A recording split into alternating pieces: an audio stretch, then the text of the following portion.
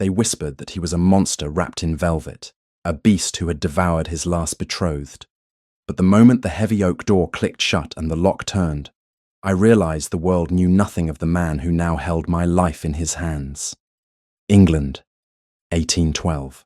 The rain lashed against the windows of the Vance townhouse in Mayfair, a relentless drumming that matched the pounding of Lady Elara Vance's heart. But she did not tremble. At 26, Elara had long ago learned that trembling did nothing to stop the roof from leaking, nor did it stop the creditors from banging on the front door. She stood in the shadows of her father's study, her plain muslin dress blending into the gloom of the corner, watching the scene unfold with the detached precision of a surgeon observing a hopeless case. Her father, Lord Vance, a viscount whose lineage was as old as it was currently destitute, sat slumped in his leather armchair. The smell of stale brandy and old fear permeated the room, a scent Elara had come to associate with the end of every quarter when the bills arrived. But tonight was different. Tonight, the air was heavy with a finality that tasted of ash. "He is coming," Lord Vance whispered, his face buried in his hands. "He will take everything, Elara. The house, the horses, the last of your mother's jewellery. We will be on the streets by morning." Elara stepped forward, her movements silent. She was used to being invisible. While her younger sister Lydia was the diamond of the season, blonde, effervescent, and breathtakingly beautiful, Elara was the practical shadow. She was the one who managed the dwindling accounts, who darned the linens until they fell apart, and who kept up the facade of gentility while the foundation rotted beneath them. "Who is coming, father?" Elara asked, her voice calm. Lord Vance looked up, his eyes bloodshot and terrified. The Duke of Caledon, Sebastian Strathmore. The name landed in the room like a physical blow. Even the fire in the grate seemed to dim. Sebastian Strathmore, the Duke of Caledon, was not merely a peer of the realm, he was a legend of terror. They called him the Savage Duke. Stories circulated in the ballrooms that he had a temper so violent he had once thrown a man through a window at White's Club for a mere insult. Darker rumours whispered that his first fiancée, a delicate girl from the countryside, had been driven to madness by his cruelty and had fled into the night, never to be seen again. He was 32, possessing a fortune that could buy half of England, and a reputation that ensured no sane father would let him within 10 feet of a daughter. "You gambled with the Savage Duke?" Elara asked, her voice dropping an octave. It was not a question, it was an accusation. "I thought I could win," Vance sobbed, the sound pathetic and grating.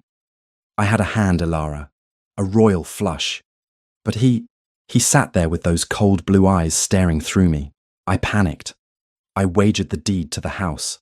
I wagered the lands in Sussex. And when I had nothing left, he offered me a final chance. One roll of the dice for absolution of all debts." "And the price of the loss?" Elara asked, though she already felt the cold creep of dread up her spine. "Lydia," the Viscount choked out. "He wants a wife. He needs an heir, and he is tired of the mothers of the ton fleeing from him. He said he would take the daughter of Vance as payment for the debt if the dice failed me." The door to the study burst open before Elara could respond. Lydia stood there, her golden curls perfectly coiffed, her chest heaving in a performance of tragic despair that would have impressed the actors at Covent Garden. "I heard everything," Lydia shrieked, rushing into the room and throwing herself at her father's feet. Her silk gown, one of the few new things they had purchased on credit this season, pooled around her like spilled milk. "You cannot mean it, Papa. You cannot sell me to the monster. He will kill me. They say he eats raw meat and sleeps with a dagger under his pillow. I am to be a countess. Lord Halloway looked at me 3 times at the assembly last night. I cannot marry the savage." Elara watched her sister with a mixture of pity and exhaustion. Lydia was 19, spoiled by a father who could not say no, and a sister who shielded her from the harsh reality of their poverty. Lydia believed the world owed her a happy ending. Elara knew the world owed them nothing but the consequences of their own foolishness. "There is no choice, Lydia," Lord Vance wept, stroking his favourite daughter's hair. "If you do not marry him, we are ruined. We will be in debtor's prison within the week." "Then let us go to prison," Lydia screamed, standing up and stamping her foot. "I would rather rot in a cell than share a bed with that beast. I will run away. I will throw myself into the Thames." The heavy brass knocker on the front door slammed down, the sound echoing through the house like a gunshot. The silence that followed was absolute. The servants had already hidden away, terrified of the visitor. "He is here," Vance whispered, turning the colour of old parchment. "I won't do it." Lydia backed away, her eyes wide with genuine terror now. "I won't come out. You can't make me." She turned and fled the room, her footsteps retreating up the stairs, followed by the sound of a door slamming and locking. Elara looked at her father. He was shaking so violently he could not stand. Someone had to open the door. Someone had to face the wolf. Elara smoothed the front of her simple grey dress. She had no jewels, no ribbons, no artifice. She was Elara Vance, the spinster who had been on the shelf for 6 years, the woman who managed the books and argued with the butcher. She was not a diamond. She was the stone that held the wall together. "Stay here, father," she said softly. Elara walked to the entrance hall. The air was frigid. They could not afford to heat the corridor. She took a deep breath, steeled her nerves, and opened the door. Sebastian Strathmore filled the doorway, blocking out the stormy night behind him. He was taller than any man Elara had ever seen, with shoulders that strained the fabric of his black greatcoat. The rain dripped from the brim of his hat, casting a shadow over his face. But as he stepped into the light of the single candle Elara held, she saw him clearly. He was devastating. He did not have the scarred, twisted face of a storybook villain. Instead, his features were carved from granite, harsh and uncompromisingly masculine.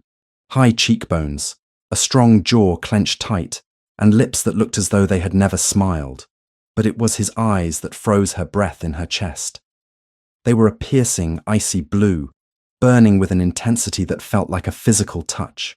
They were the eyes of a predator who had been starving for a very long time. He did not look at her. He looked past her, into the gloom of the hall, as if she were merely a piece of furniture. "Where is Lord Vance?" His voice was a low rumble, devoid of any politeness. It was a command, not a question. "In the study, Your Grace," Elara replied, her voice steady despite the trembling of her hands. He strode past her without a word, his heavy boots thudding against the wooden floorboards.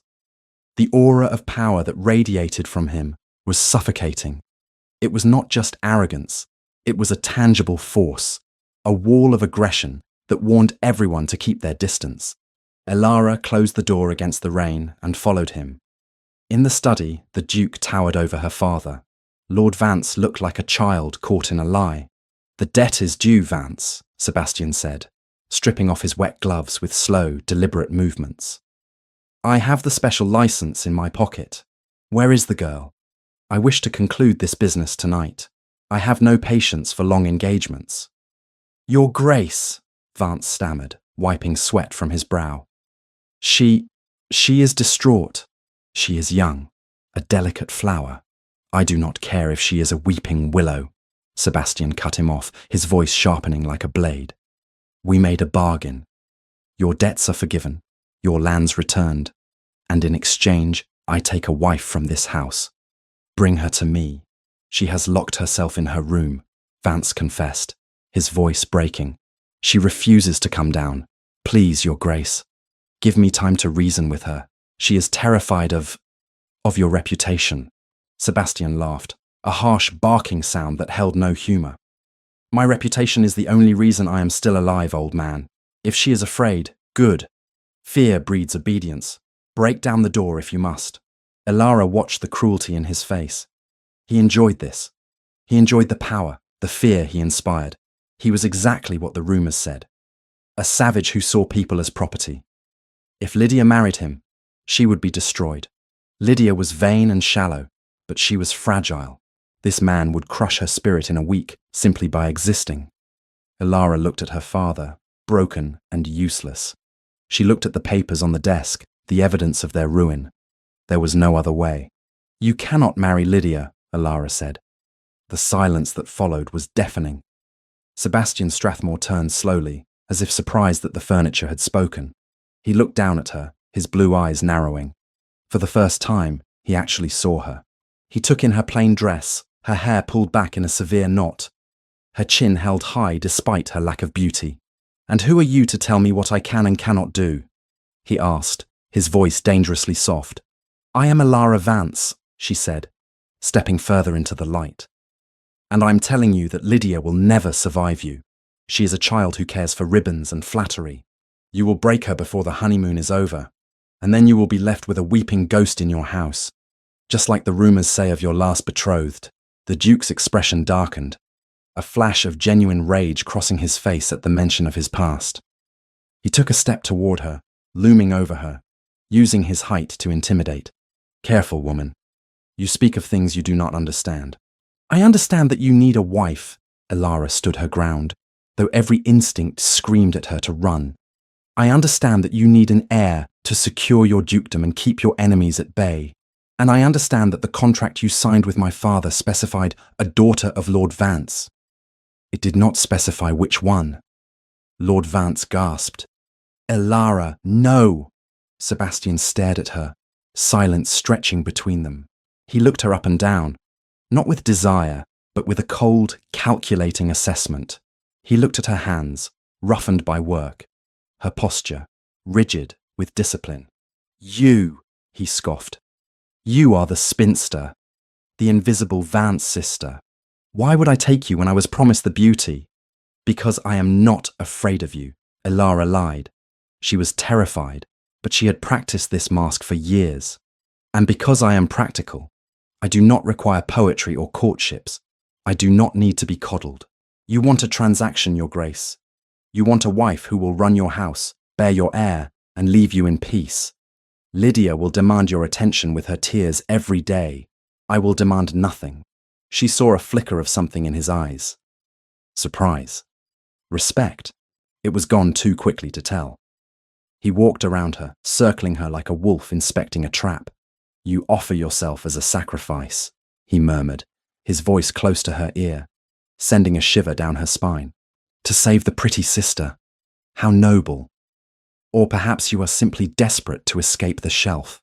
"Think what you like," Elara said, staring straight ahead. "But my offer stands. Marry me. Clear my father's debts. Leave Lydia alone." Sebastian stopped in front of her. He reached out, his large hand gripping her chin, forcing her to look up at him.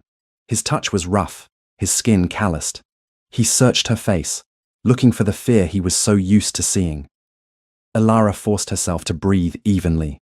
She thought of Lydia, sobbing upstairs. She thought of her father, destitute. She locked her fear away in a box in her mind. "You are old for a bride," he said cruelly. 26. "I am old enough to know my duty. And you understand what being my wife entails." His thumb traced the line of her jaw, a gesture that felt more like a threat than a caress. "There will be no love in my house, Elara Vance. No softness. I am a savage, remember. I take what I want, and I give nothing back." "I expect nothing," she replied. Sebastian stared at her for a long moment. Then, abruptly, he released her and turned to Lord Vance. "Change the name on the license," he barked. Lord Vance blinked, stunned. "Your Grace, you heard me. I will take the elder one. She has a spine, at least. The other one would likely faint if I looked at her too hard." Sebastian pulled a heavy gold signet ring from his finger and tossed it onto the desk. "Consider the debts paid. The wedding will be in 3 days. No guests, no breakfast. We marry at the parish church, and then she comes with me. Do not make me wait." Without another glance at Elara, he turned and stormed out of the house, leaving the door open to the storm. The 3 days that followed were a blur of grey. There was no joy in the preparations. Lydia, once she realized she was safe, oscillated between hysterical relief and cruel mockery. "You are actually going to do it," Lydia said, watching Elara pack her meager trunk. "You are going to let the beast touch you. Oh, Elara, imagine his hands. They say he strangled a wolf with his bare hands once. He will crush you." "Be quiet, Lydia," Elara said, folding her best grey wool dress. "I am doing this so you can marry your Lord Halloway and live in a house full of sunlight. Do not spoil it with your stories." "Perhaps it is for the best," Lydia said, examining her reflection in the mirror. You were never going to find a husband anyway, Elara. At least now you will be a duchess. Even if you are a duchess to a monster. Society, of course, had a field day. The news that the Duke of Caledon was marrying the old Vance girl instead of the diamond spread through London like wildfire. The whispers followed Elara when she went to the church. Poor thing, she heard a matron whisper. He will eat her alive. Desperate, another sneered. She must have trapped him. Why else would he take her? The wedding ceremony was bleak. The church was cold, empty save for the vicar, Lord Vance, and the beadle.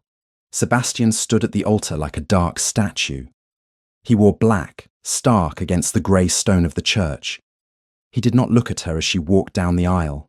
He did not smile. He recited his vows with a clipped, harsh efficiency, as if he were concluding a business deal at the docks. When he took her hand to place the ring on her finger, Elara felt the heat of his skin. His hand engulfed hers. The ring was heavy, gold with the crest of the Caledon wolf. It felt like a shackle.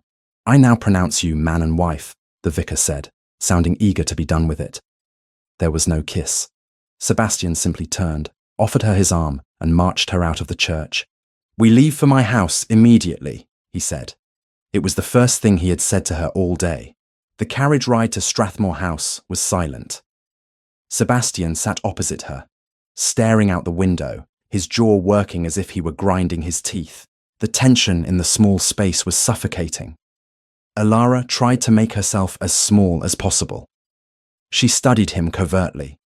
He was undeniably handsome, in a brutal, rugged way, but there was a darkness in him that seemed to suck the light out of the air. He radiated anger, pure, unadulterated anger. Strathmore House was a fortress of black stone in the heart of London. It was immense, imposing, and utterly devoid of warmth. The servants lined up in the hall were trembling as the Duke entered. He ignored them all, storming up the grand staircase, expecting Elara to follow. Your Grace, the butler stammered. Shall I prepare dinner? No, Sebastian snarled over his shoulder. Send a tray to the Duchess's room. I will not be eating. He led her down a long, dimly lit corridor, lined with portraits of stern-faced ancestors. He stopped before a set of double doors and threw them open. Get inside, he ordered.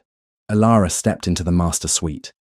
It was vast, dominated by a massive four-poster bed hung with heavy velvet curtains darker than midnight. A fire burned low in the grate, casting long, dancing shadows on the walls. The room smelled of sandalwood, beeswax, and him. Sebastian followed her in and slammed the door. The sound of the key turning in the lock echoed like a gunshot in the silence. Elara's heart hammered against her ribs. This was it. The moment Lydia had screamed about. The moment the whispers had warned her of. She was alone with the savage Duke, his property, his wife. She turned to face him, forcing her chin up, refusing to cower. Sebastian stood by the door, his back to her. He remained motionless for a long moment, his hands clenched into fists at his sides. His breathing was ragged, harsh, as if he had just run a mile. Take off your cloak, he said, his voice rough. Elara obeyed, her fingers fumbling slightly with the ribbons. She laid the cloak on a chair. She stood there in her simple grey wedding dress, waiting. She expected him to turn on her, to demand his rights, to unleash the violence everyone said simmered just beneath his skin. Sebastian turned slowly, his blue eyes locked onto hers. The intensity in them was scorching. He took a step toward her. Elara held her breath, bracing herself. She closed her eyes for a second, preparing for the roughness of his hands. Go to bed, Elara, he said. Elara's eyes snapped open. What? Sebastian walked past her. He did not touch her. He did not even come close enough for her to feel the heat of his body. He walked to the massive wardrobe, pulled out a heavy blanket and a pillow, and tossed them onto the rug in front of the fireplace, a good 20 feet away from the bed. I said, go to bed, Sebastian repeated, his voice sounding incredibly weary. The aggressive snarl was gone, replaced by a deep, bone-deep exhaustion. He began to unbutton his waistcoat, his movements slow and methodical. But Elara stared at him, completely bewildered. But The marriage bed. The heir. I thought. Sebastian looked at her then. The mask of the monster slipped, just for a fraction of a second. In his eyes, she didn't see the savage beast the world feared. She saw a man who looked like he was standing on the edge of a cliff, fighting with everything he had not to fall. "I do not touch martyrs, Ilara," he said quietly, "and I have no desire to ravage a woman who looks at me as if I am about to slit her throat. Sleep. You are safe from me." "You are going to sleep on the floor?" Ilara asked, unable to stop the incredulity in her voice. "You are a duke. Tonight, I am just a man who wants silence," he muttered. He lay down on the rug, fully clothed save for his coat and waistcoat, turning his back to her. He positioned himself between the bed and the door. It looked less like he was sleeping and more like he was guarding it. "Lock the door from the inside if it makes you feel better," he added, his voice muffled by the pillow. "Though no one gets past me." Ilara stood frozen in the middle of the room. The savage duke, the monster who supposedly killed his fiancées and broke women for sport, was curling up on a rug like a loyal hound, refusing to touch her because she looked afraid. She looked at the vast empty bed. Then she looked at the broad back of her husband, the man she had sacrificed herself to save her sister from. The rumors were wrong, or at least they were missing a vital piece of the puzzle. Ilara blew out the candle, plunging the room into darkness, save for the dying embers of the fire. She climbed into the cold, large bed, pulling the covers up to her chin. She watched the silhouette of the man on the floor. He was a different man behind closed doors, and as Ilara finally closed her eyes, listening to the steady, rhythmic breathing of the monster guarding her door, she realized with a jolt of terrifying clarity that her marriage was going to be infinitely more dangerous than she had anticipated, not because of his violence, but because of the mystery he was hiding. And Ilara Vance had never been able to resist a mystery. The first week of my marriage to the Duke of Caledon was a lesson in the art of theatre. I had always believed that actors trod the boards at Covent Garden, wearing grease paint and reciting lines written by poets, but I soon discovered that the greatest performance in London was taking place daily within the black stone walls of Strathmore House. The pattern was established on the very first morning. I had woken in the vast, cold bed, my body stiff from sleeping on the edge of the mattress, terrified of moving, lest I disturb the man sleeping on the rug. But when I opened my eyes, the rug was empty. The pillow was neatly stacked, the blanket folded with military precision. Sebastian was gone. I dressed myself, for I had no maid. I did not intend for it to remain so, not in a house where every corridor carried an ear.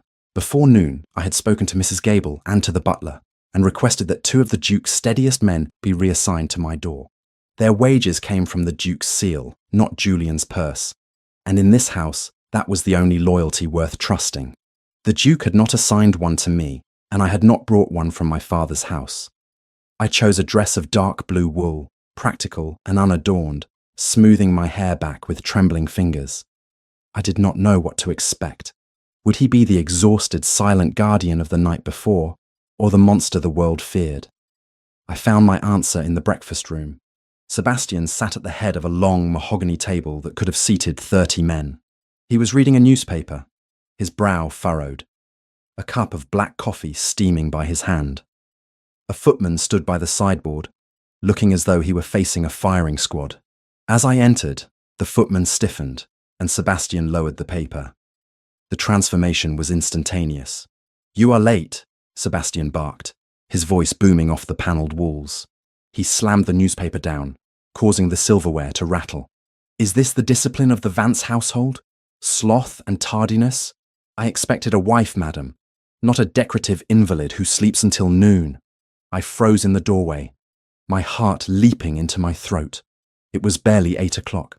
"Your Grace, Silence!" he roared, standing up so abruptly that his heavy chair scraped violently against the floorboards. The footman flinched, dropping a silver spoon. Sebastian turned his fury on the servant. "Clumsy fool! Get out of my sight before I have you whipped in the courtyard. Is everyone in this house incompetent?" The footman fled, pale as a sheet. Sebastian turned his blazing blue eyes back to me. He looked ready to strike me. He looked like the savage duke everyone whispered about, a man incapable of controlling his temper. a beast barely contained in a gentleman's coat.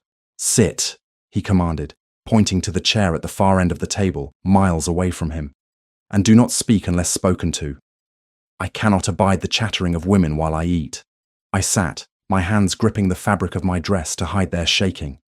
I reached for the teapot, but my hand hovered. I watched him. He was glaring at his plate, cutting a slice of ham with a violence that seemed unnecessary. But then, the door to the hallway clicked shut. The footsteps of the fleeing footman faded away. The silence that descended was sudden and absolute. Sebastian stopped cutting. His shoulders, which had been hunched in aggression, dropped an inch. He took a sip of his coffee, his face smoothing out into that same weary, guarded expression I had seen the night before. He did not look at me, but the rage had evaporated as if it had never existed. He pushed the toast rack toward the center of the table, a silent offering. Though he did not say a word, I poured my tea, the china clinking softly in the quiet room. We ate in silence. It was not a comfortable silence, but it was not the terrified silence of a victim waiting for a blow. It was the silence of two strangers sharing a cage. When the butler entered 10 minutes later to collect the plates, the mask slammed back into place. Sebastian threw his napkin onto the table and sneered at me. "Do not think you can idle the day away," he snapped for the butler's benefit. "I will not have a useless duchess.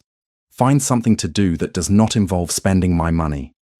He stormed out, leaving me alone with a bewildered butler who looked at me with profound pity. This became our life. For the benefit of the housemaids, the footman, and the world outside, Sebastian Strathmore was a tyrant. He criticized my dress, my silence, my appetite. He forbade me from receiving callers. He shouted orders that made the windows rattle.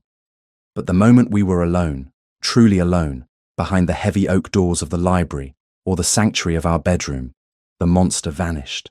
He never apologized for his public behavior. He never explained it. In the evenings, he would sit by the fire in our room, reading legal documents with an intensity that bordered on obsession, while I sat on the chaise lounge, mending my own stockings. He ignored me, yes, but he did not torment me. It was a bizarre, disjointed existence. I was married to two men, the savage who ruled the day and the ghost who haunted the night. Refusing to be the passive victim in this strange play, I began to explore my prison. Strathmore House was magnificent, but it was cold. The furniture was covered in dust sheets in the unused wings, and the portraits of Sebastian's ancestors seemed to glare down with the same blue eyes as their descendant. But it was not the dust that intrigued me. It was the anomalies. I had been raised in a household constantly on the brink of ruin, which meant I knew how a house should run. I knew the rhythm of kitchens and the hierarchy of staff. Strathmore House was wrong. On the third day, I wandered down to the kitchens. The cook, a stout woman named Mrs. Gable, nearly dropped a pot of soup when she saw me. "Your Grace," she curtsied low, wiping her hands on her apron. "We did not expect. That is, the master does not usually allow." "I am the mistress of this house, Mrs. Gable," I said, my voice calm but firm. "I wish to inspect the pantries." As I moved through the kitchen, I noticed a peculiar ritual. There was a small separate stove in the corner, away from the main hearth. On it sat a single copper pot, bubbling with a simple stew. A young man, barely more than a boy, stood guarding it. He did not look like a kitchen scullion. He looked terrified. "Who is that meal for?" I asked, pointing to the copper pot. Mrs. Gable looked nervous. "That is for his Grace, my lady. Only Thomas is allowed to prepare the Duke's meals. It is a specific requirement. His Grace has a delicate stomach." A delicate stomach. I remembered the man who had supposedly thrown someone through a window. I watched as Thomas plated the stew. He did not garnish it. He did not add sauce from the common tureen. He took a spoon, tasted the stew himself, swallowed, and waited. Only after a full minute had passed did he place the cover on the dish and lock it with a small padlock mechanism on the lid. I stared. That was not a ritual for a delicate stomach. That was the ritual of a king who feared regicide. I returned to the upper floors, my mind racing. Sebastian was not just a brute. He was a man living in a state of siege. He slept on the floor to guard the door. He ate only food that had been tasted and locked. He screamed at servants to keep them at a distance, ensuring no one got close enough to see the truth, or perhaps to slip a knife between his ribs. I was contemplating this in the library later that afternoon, staring unseeingly at a book of botany, when the doors opened. I expected Sebastian and braced myself for the requisite shouting. Instead, a ray of sunlight seemed to walk into the room. "I told them not to announce me," a voice said, warm and rich as melted chocolate. "I wanted to see if the rumors were true. They say the savage has locked a princess in his tower, but I see only a very lovely lady reading a very dull book." I stood up, startled. The man standing in the doorway was undeniably a Strathmore. He had the same dark hair and the same structure to his jaw. But where Sebastian was granite and ice, this man was marble and sunshine. His eyes were hazel, crinkling at the corners with amusement. He was dressed in the height of fashion, his cravat tied in a complicated knot that spoke of hours in front of a mirror. "I am Julian Strathmore," he said, bowing deeply with a flourish that belonged in a ballroom, not a dusty library. "Cousin to the beast, and you must be Elara." "I am the Duchess of Caledon," I corrected him, though I felt my cheeks heat. I was not used to being looked at with such open appreciation. "Of course," Julian smiled, walking into the room with an easy grace. "My apologies.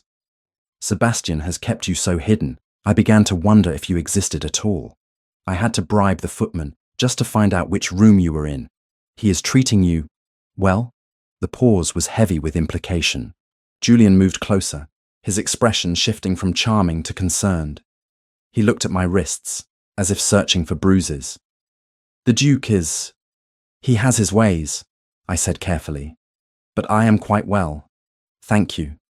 Julian sighed, shaking his head. "You are brave." I told him he should not marry. I told him it was unfair to drag a woman into his darkness. But Sebastian never listens.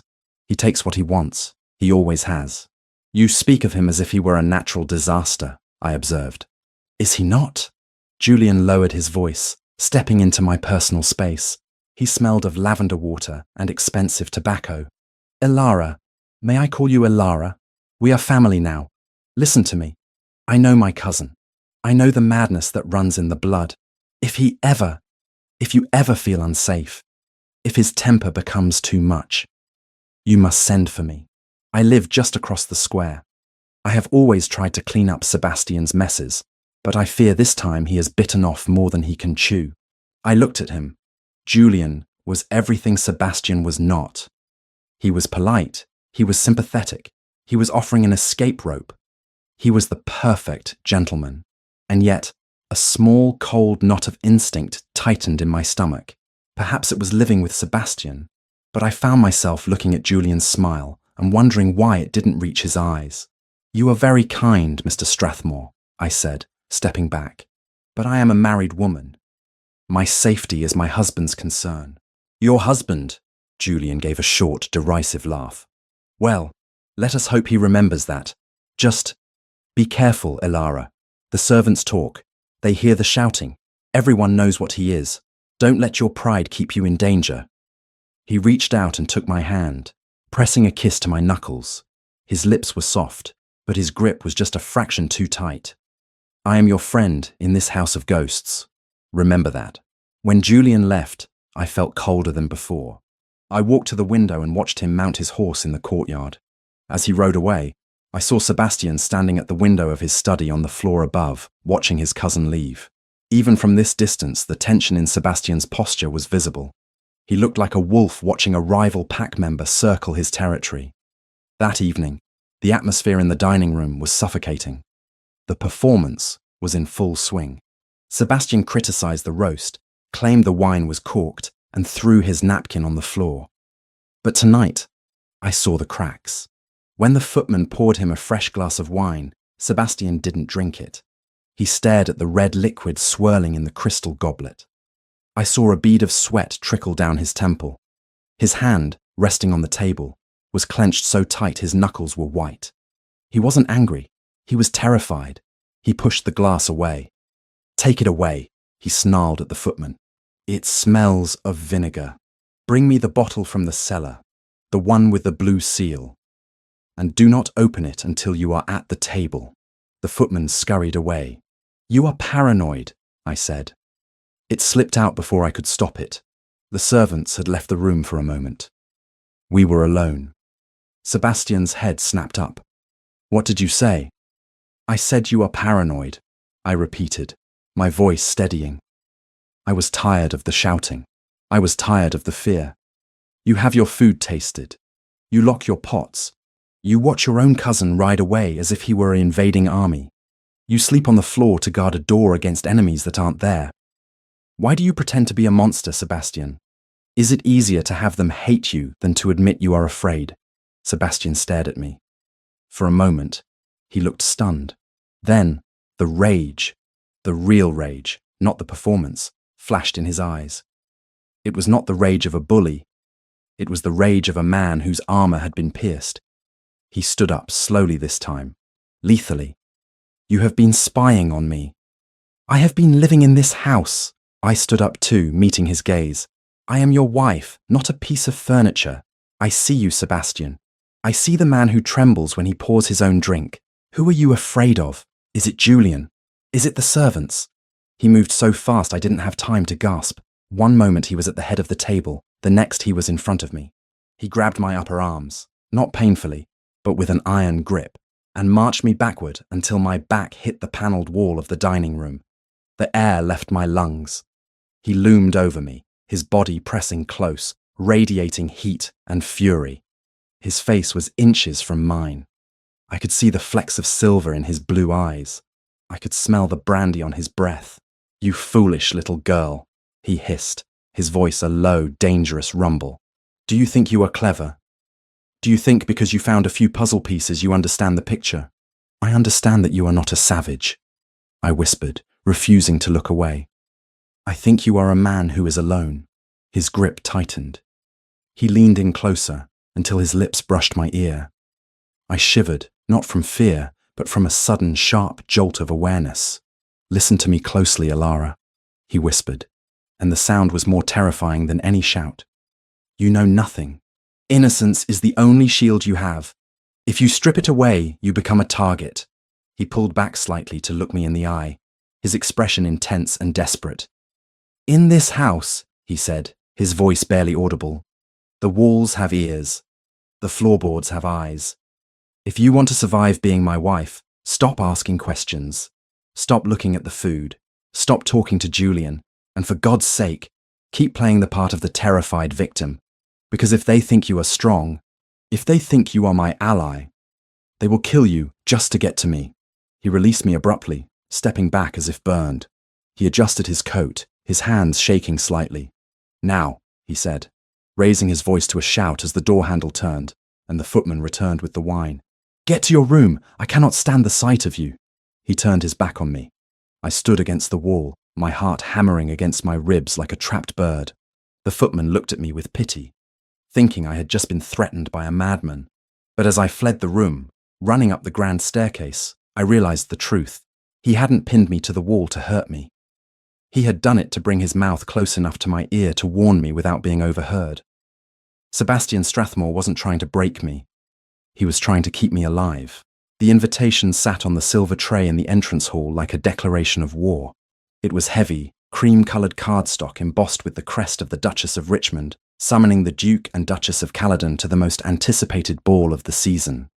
For 3 weeks, we had lived in our strange, suspended reality. The shouting matches for the benefit of the servants, the silent, tense dinners, and the nights where my husband slept on the rug like a loyal hound. But the world outside the black stone walls of Strathmore House was impatient. They wanted to see the monster and his bride. Sebastian threw the invitation onto the breakfast table with a sneer. "We are going," he announced, buttering his toast with aggressive precision. "If we do not appear, the rumours will shift from 'he is beating her' to 'he has murdered her and hidden the body in the cellar.' I prefer the former.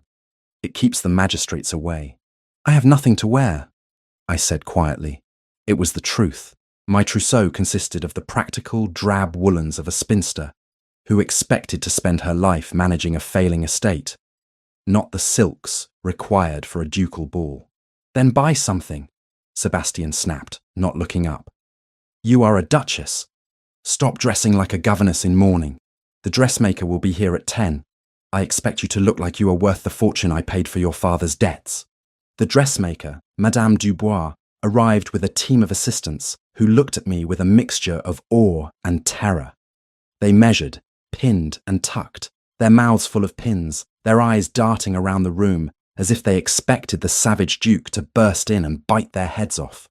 When the dress was finally delivered 3 days later, it was a weapon in the form of fabric.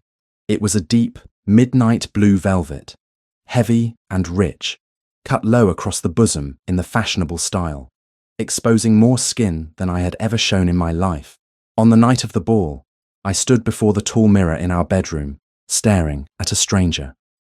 The woman reflected back was regal, severe, and terrified. The door opened, and Sebastian entered.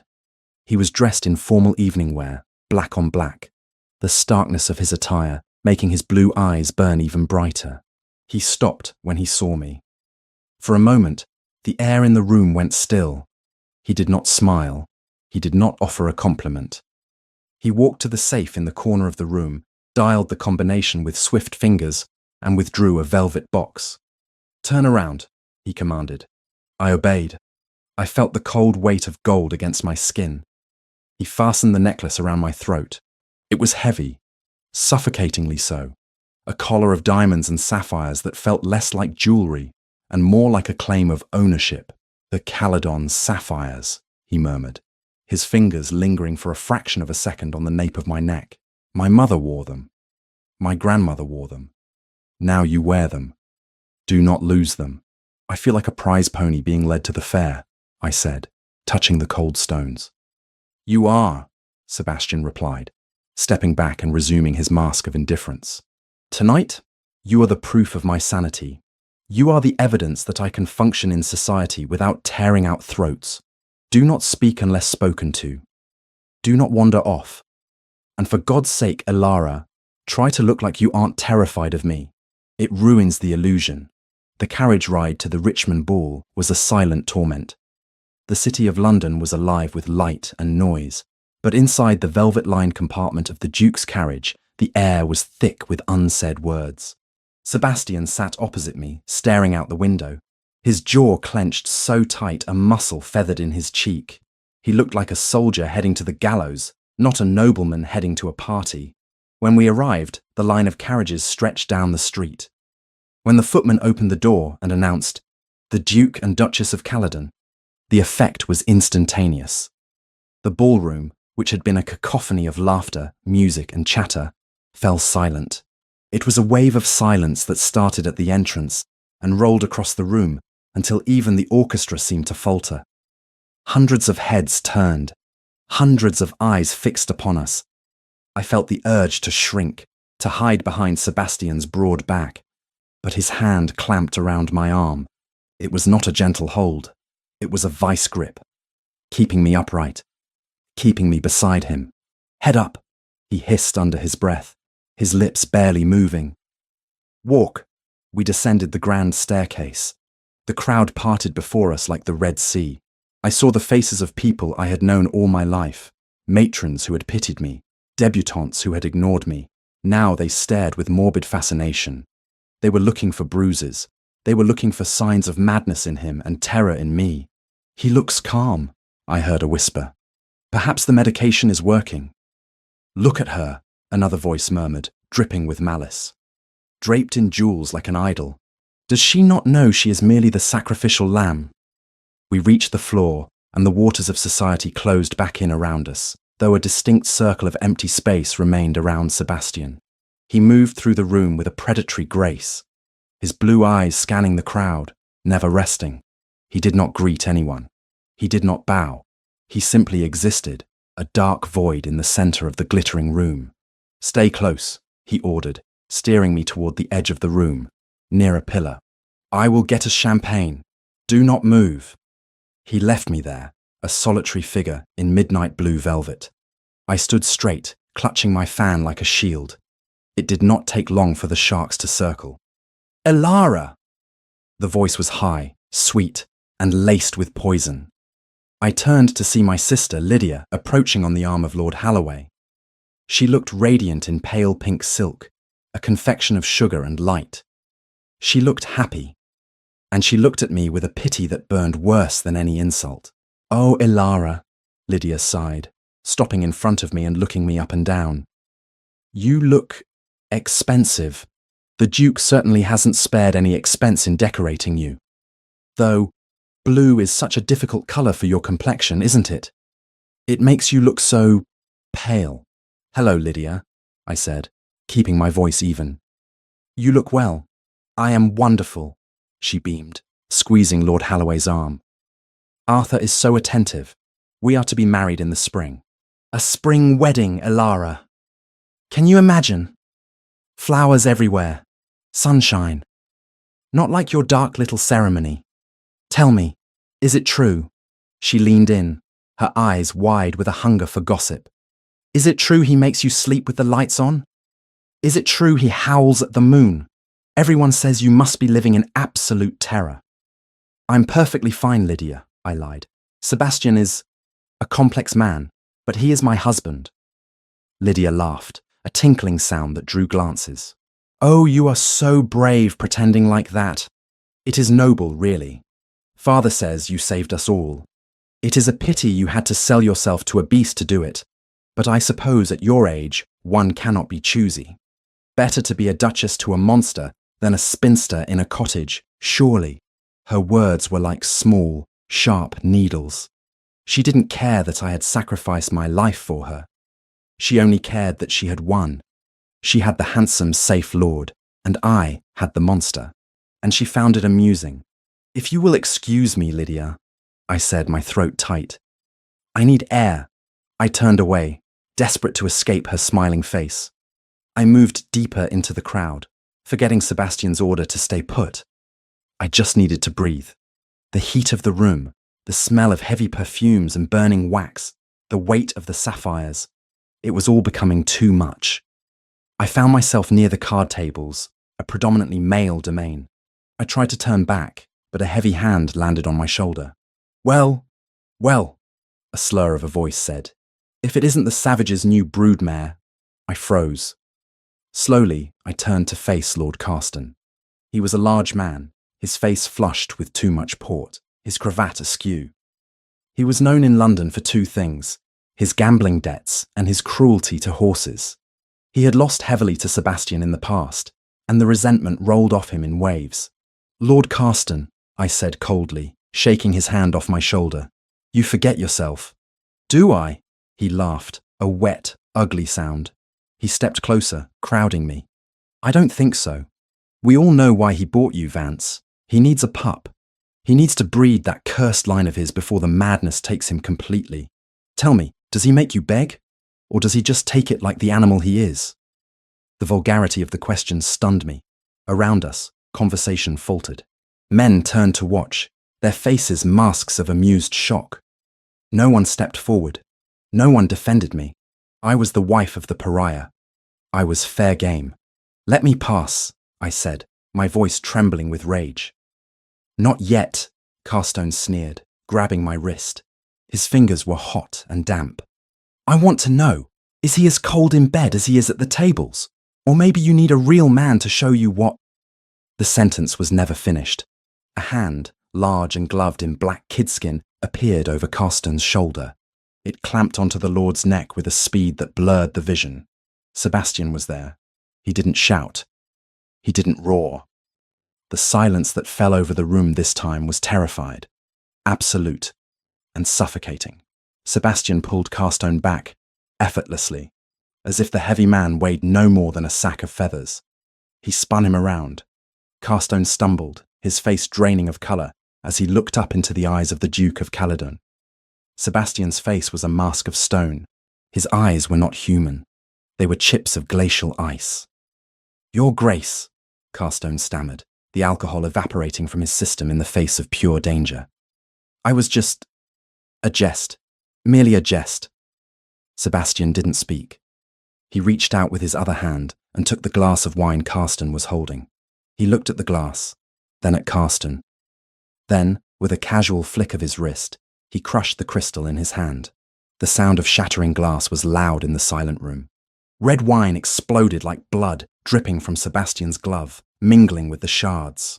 He didn't flinch. He didn't seem to feel the glass cutting into his palm. He just stared at Carstone. "Touch her again," Sebastian said. His voice was low, soft, and terrifyingly calm.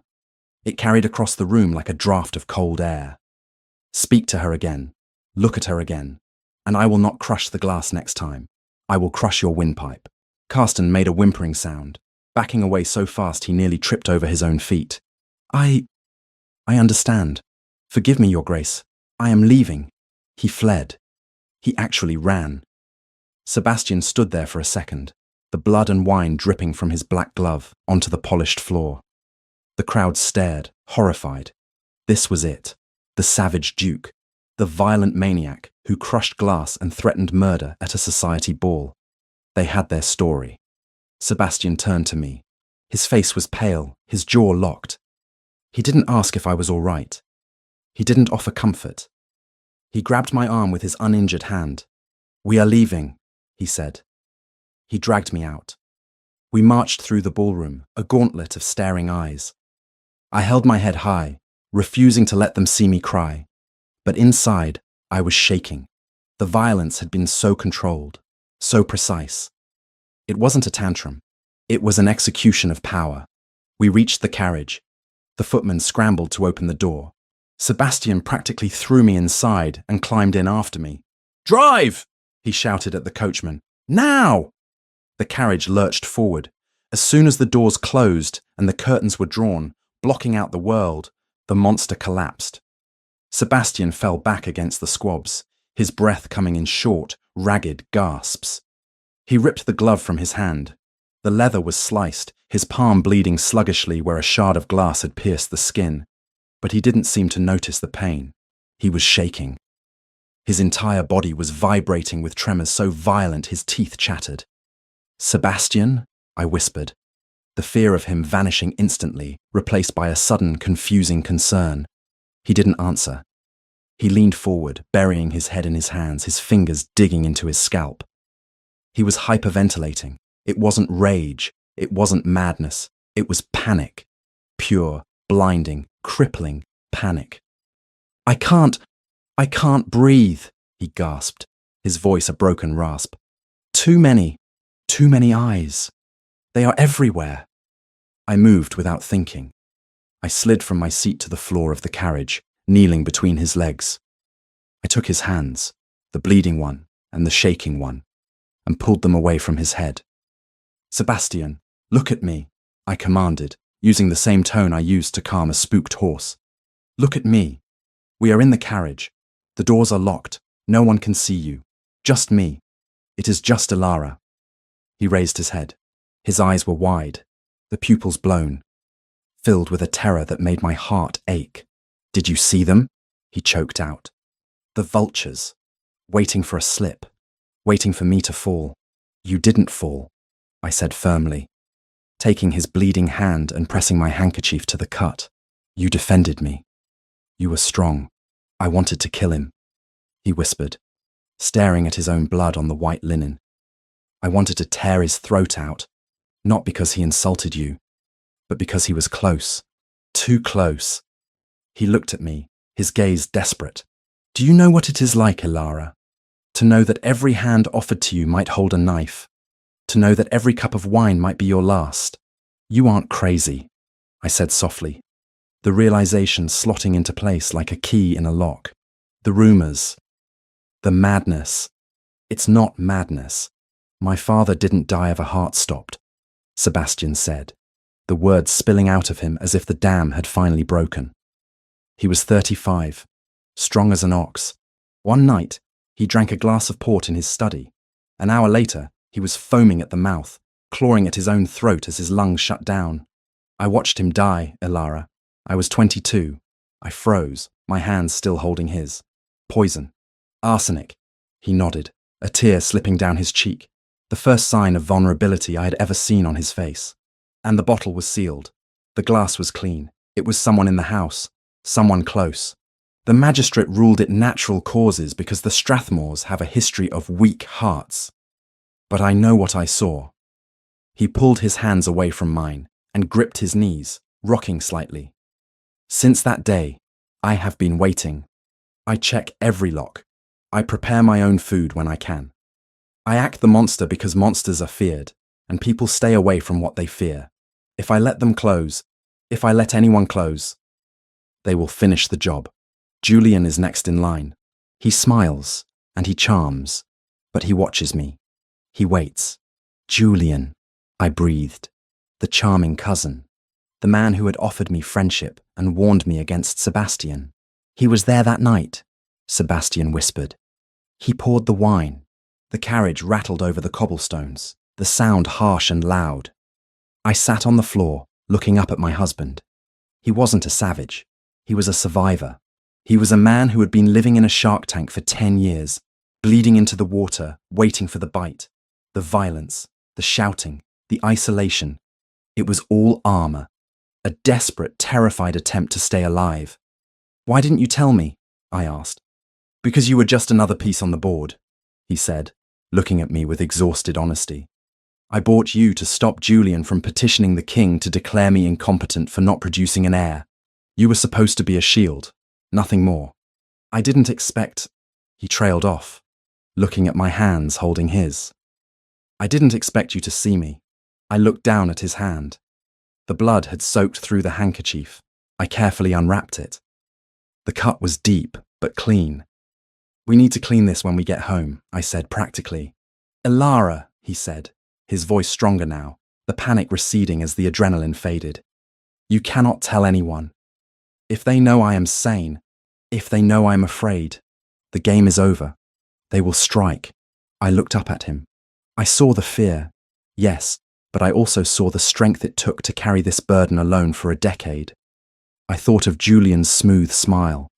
I thought of my father's debt, conveniently bought by the Strathmores. I thought of Lydia's cruel laughter. I had spent my life being invisible, fixing problems, managing disasters. I was not a damsel in distress. I was Elara Vance, and for the first time in my life, I had a purpose that went beyond balancing ledgers. I won't tell anyone, I said, squeezing his hand. But you are wrong about one thing, Sebastian. What? You are not alone anymore, I said fiercely. You needed a wife to secure your title, but it seems you also need a partner to watch your back, and I have very sharp eyes. Sebastian looked at me, really looked at me. The blue ice in his eyes melted, replaced by a tentative, fragile hope. He didn't smile. He didn't know how to, I suspected. But he turned his hand over and interlaced his fingers with mine. Then God help them, he whispered. Because you are far more terrifying than I could ever be. The carriage turned into the gates of Strathmore House, the fortress, the prison. But as I helped my husband up from the seat, concealing his shaking hands from the footmen waiting outside, I knew it was no longer a prison. It was a battlefield. And I had just chosen my side. The morning after the ball, the atmosphere in Strathmore House had shifted. It was a subtle change, imperceptible to the servants who scurried through the corridors with their heads down. But to me, the air felt different. It no longer smelled of stagnant fear. It smelled of ozone, the sharp, electric scent that precedes a storm. We sat in the breakfast room, the scene identical to a dozen mornings before, yet entirely new. Sebastian sat at the head of the table, his newspaper raised like a barricade. To the footman standing by the sideboard, the Duke appeared as formidable and distant as ever. But I knew better. I knew that behind that wall of newsprint, his eyes were not scanning the parliamentary reports, but watching the room. I waited until the footman left to fetch fresh coffee. As the door clicked shut, the newspaper lowered instantly. The cook is loyal, Sebastian said, his voice a low murmur. Mrs. Gable has been with the family since I was a boy. She wept when my father died. She is the only reason I eat anything at all. And the butler? I asked, keeping my voice equally low, buttering a piece of toast with deliberate calmness. Bennett is a fool, but he is not malicious, Sebastian replied. He is too frightened of his own shadow to be a spy. But the others, the footmen change every season. the maids whisper. And the housekeeper, Mrs. Sterling. She watches me, I finished for him. She notes when I leave my room, who I speak to, and how much money I spend. She asks questions that are too specific for mere curiosity. Sebastian's jaw tightened. She was hired by my aunt 3 years ago. My aunt, who dotes on Julian. Then she is the leak, I said decisively. And she must go. We cannot just dismiss her, Sebastian hissed, leaning forward. If I fire her without cause, Julian will know I am purging the house. He will know I am no longer just a chaotic beast lashing out, but a man making strategic moves. It will tip our hand. Then we will give you a cause, I said, a small, cold smile touching my lips. A cause that fits perfectly with the narrative of the savage duke and his disappointing wife. Sebastian looked at me, his blue eyes narrowing with interest. For the first time, he wasn't looking at me as a liability. He was looking at me as a co-conspirator. What do you have in mind? We need to fight, I said. We need to fight so loudly that the neighbours in Mayfair hear it. We need to convince them that our marriage is crumbling, that I am incompetent, and that you are losing your mind with rage. And in the chaos, we will clean house. The plan was set into motion that very afternoon. It began in the drawing room, a space of gilded mirrors and velvet upholstery that I rarely used. I summoned Mrs. Sterling, a tall, severe woman with eyes like polished flint. She entered with a stiff curtsy, her expression one of thinly veiled contempt. You wish to see me, Your Grace? I did, I said, standing by the fireplace, holding a ledger I had retrieved from the library. I have been reviewing the household accounts, Mrs. Sterling. There are discrepancies in the purchasing of linens. We seem to be paying double the market rate for sheets that I have not seen in the linen closet. Mrs. Sterling's face didn't twitch. I assure Your Grace, all purchases are necessary. Perhaps Your Grace is unfamiliar with the cost of maintaining a ducal household. It is quite different from smaller establishments. The insult was subtle, a jab at my father's poverty. But I let it land. I needed her to feel confident. I needed her to feel superior. I may be new to this house, Mrs. Sterling, I said, raising my voice slightly, but I can read a ledger, and I will not have my husband's money squandered. Squandered? Sebastian's voice boomed from the doorway. He strode in, bringing a wave of dark energy with him. He looked furious. Who is squandering my money? Mrs. Sterling turned to him, her face smoothing into a mask of deferential victimhood. Your Grace, the Duchess was just accusing me of theft. I was merely trying to explain. I was not accusing her of theft, I shouted, turning on Sebastian. I was accusing her of incompetence, just as I accuse you of blindness. You let this house rot while you hide in your study. Sebastian grabbed a porcelain vase from the mantelpiece, a hideous thing that I had secretly hated since I arrived, and hurled it into the fireplace. The crash was spectacular. Shards of china exploded outward, clattering onto the hearth. Mrs. Sterling jumped back, gasping. Do not speak to me of blindness, woman, Sebastian roared, advancing on me. I bought you to manage this house, not to pester me with trifles about bedsheets. If you cannot handle the servants, then you are of no use to me. He grabbed my shoulders. To Mrs. Sterling, it looked like he was shaking me in a rage, but his grip was controlled, his thumbs rubbing soothing circles into my collarbone even as he screamed in my face. Get out! He yelled over his shoulder at the housekeeper. Get out of my sight before I throw you out myself! Mrs. Sterling fled. As soon as the door slammed shut, the shouting stopped instantly. Sebastian released me, stepping back to inspect my face for any sign of fear. Too much, he whispered. Not enough, I whispered back, my heart racing not from terror, but from the adrenaline of the performance. She needs to think I am losing control. She will report this to Julian. She will tell him that the Duke is becoming violent towards the staff and his wife, that the household is in chaos.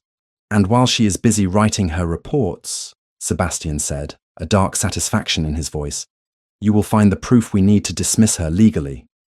I already have a plan for that, I replied. But first, we need to break something else, just to be convincing. Sebastian looked at the wreckage of the vase, then at a small wobbly side table near the window. A rare, genuine smile tugged at the corner of his mouth. He walked over and kicked the table over with a resounding crash. I never liked that table, he noted. I hated the farce, I confessed. We looked at each other amidst the debris of our staged war, and for a moment, the heavy, suffocating air of Strathmore House felt lighter. We were partners. We were actors on a stage of our own making, and for the first time, I felt like we might actually win the audience. The days that followed were a bizarre mix of public tyranny and private intimacy. We perfected the art of the argument. We would stand on opposite ends of the long dining table, shouting insults at the top of our lungs, while passing notes back and forth hidden in napkins or books. "You are a wretched harpy!" Sebastian would bellow, while sliding a piece of paper across the mahogany that read, "Julian's valet was seen at the bank yesterday. We need to check the withdrawal logs." "And you are a beast with no manners," I would scream back, snatching the note and replacing it with one of my own. I found a letter in Mrs. Sterling's apron pocket. It was addressed to Jay. It was exhausting, but it was working. The servants walked on eggshells. The rumours in London began to swirl. The savage Duke was finally breaking his plain little wife. But behind the closed doors of the library, we were piecing together the puzzle of the conspiracy against him. I took over the management of the estate with a ruthlessness that surprised even myself. I audited every account, every receipt, every inventory list. I found that my father's debt had been artificially inflated by interest rates that were illegal, managed by a broker who had close ties to Julian Strathmore. I found payments to chemists for tonic water that coincided with the dates of Sebastian's father's death. But the closer we got to the truth, the more dangerous the game became. Julian Strathmore did not stay away. He visited frequently, always arriving just after one of our staged fights, playing the role of the concerned mediator. He would sit with me in the garden, watching me with those hazel eyes that were too perceptive, too assessing. "You look tired, Alara," Julian said one afternoon, pouring tea for me with a practiced elegance. We were sitting in the rose garden, a place I had chosen because it was open and difficult to eavesdrop on. "The servants say there was another incident this morning." "Sebastian was displeased with the coffee," I said, staring at my cup. "He has moods." "Moods," Julian scoffed gently. "He is dangerous, Alara. I told you this. You are withering away in this house. Look at you. You are pale. You jump at shadows." "I am fine," I insisted, though I made sure my hand trembled slightly as I lifted my teacup. Julian leaned forward, dropping his voice to a conspiratorial whisper. "You know, you do not have to stay. There are laws. If a husband is cruel, if he is unfit, there are ways to seek sanctuary. I have a small estate in Kent. It is quiet there, safe. You could go there to recover." I looked at him, feeling a chill that had nothing to do with the wind. He was trying to separate us. If I left, Sebastian would be alone again, isolated, vulnerable to the poison. And if I left with Julian, it would destroy Sebastian's reputation completely. His wife fleeing to the arms of his heir. "I made a vow, Julian," I said softly, "for better or for worse. Vows can be broken when lives are at stake," Julian said, his eyes hardening. "Think about it, Alara, before it is too late." He stood up to leave, brushing a speck of dust from his coat. As he walked away, he paused and turned back. "Oh, and Alara, people are talking. They say the Duchess looks very lonely. They say she might be looking for comfort in unexpected places. A stable hand? A footman? Rumours are such nasty things. It would be a shame if Sebastian heard them. In his state of mind, jealousy might push him over the edge." He smiled, a benevolent, terrifying smile, and walked away. I sat frozen in the garden. It was a threat, a direct, unveiled threat. He was going to frame me. He was going to plant rumours of infidelity to drive Sebastian into a murderous rage, or to justify Sebastian silencing me. It was the classic move of a man who destroys reputations to hide crimes. I went straight to Sebastian. I found him in the armoury, polishing a pistol. It was one of the few rooms where we could speak freely, the stone walls thick enough to dampen any sound. "He threatened me," I said, closing the heavy door and locking it. Sebastian looked up, the pistol steady in his hand. "What did he say?" "He suggested I leave you. He offered me his estate in Kent, and when I refused, he implied that rumours were spreading about me having a lover, a stable boy, or a footman. Sebastian set the pistol down. His face went deathly pale, then red with suppressed fury. He wants to provoke me. He knows the history. He knows my grandfather killed his wife in a fit of jealous rage over a false rumor. He wants history to repeat itself. He wants me to kill you, or he wants you to think I am betraying you so you will cast me out, I said, pacing the room. He realizes I am the one guarding the food. I am the one checking the locks. I am in his way. Then we need to remove his eyes, Sebastian said, standing up. Mrs. Sterling, today. We need proof, I reminded him. If we fire her without proof, she will just go to Julian and tell him everything she has seen. We need to discredit her. We need to catch her in the act. How? We give her something so juicy she cannot resist running to him immediately, I said. And we make sure we are there when she does it. The trap was set for that evening. I wrote a letter. A fake letter, addressed to a non-existent lover named Captain Thorne. In it, I detailed a plan to run away with the Caledon jewels that very night, meeting at the servants' entrance at midnight. I poured all the melodrama I could muster into the prose, making myself sound like a desperate, love-struck fool. I left the letter, partially concealed, under my pillow. Then I rang the bell for Mrs. Sterling. Change the linens, I ordered her, feigning a headache. I will be in the bath. Do not disturb me. I went into the adjoining bathing room and waited, peering through the crack in the door. Mrs. Sterling entered the bedroom. She moved with efficient silence. She stripped the bed. As she lifted the pillow, she saw the letter. She paused. She looked at the door to the bathing room, listening to the sound of the water I had left running. Swiftly, she snatched the letter. She didn't put it in the laundry basket. She didn't put it on the bedside table. She unfolded it, read it quickly, her eyes widening. A triumphant smirk twisted her lips. She shoved the letter into her bodice and finished making the bed with sloppy haste. She left the room. I waited 10 seconds, then slipped out of the bathing room, fully dressed. I grabbed Sebastian, who was waiting in the corridor. She has it, I whispered. She is going to Julian. Julian is at his club tonight, Sebastian said. She will send a messenger or go herself. She will go herself, I predicted. This is too big to trust to a page boy. She thinks she has the evidence that will destroy me. We followed her. It was ridiculous, really. The Duke and Duchess of Caledon creeping through the back corridors of their own home like thieves. We watched from the shadows of the gallery as Mrs. Sterling hurried to the servants' entrance. She threw a dark cloak over her uniform and slipped out into the night. Let her go, Sebastian said, his hand on my shoulder. She will take that letter to Julian, and tomorrow, when Julian tries to use it, he will reveal that his source stole it from my marital bed. It's not enough, I said, watching the door close. We need to know what she knows. We need to know who else is in the house. I know who else, Sebastian said grimly. I saw the stable master talking to her yesterday. And the second footman. He turned to me, his expression hard. We are purging them all, Ilara. Tonight. I don't care about the strategy anymore. I don't care if Julian knows I am making moves.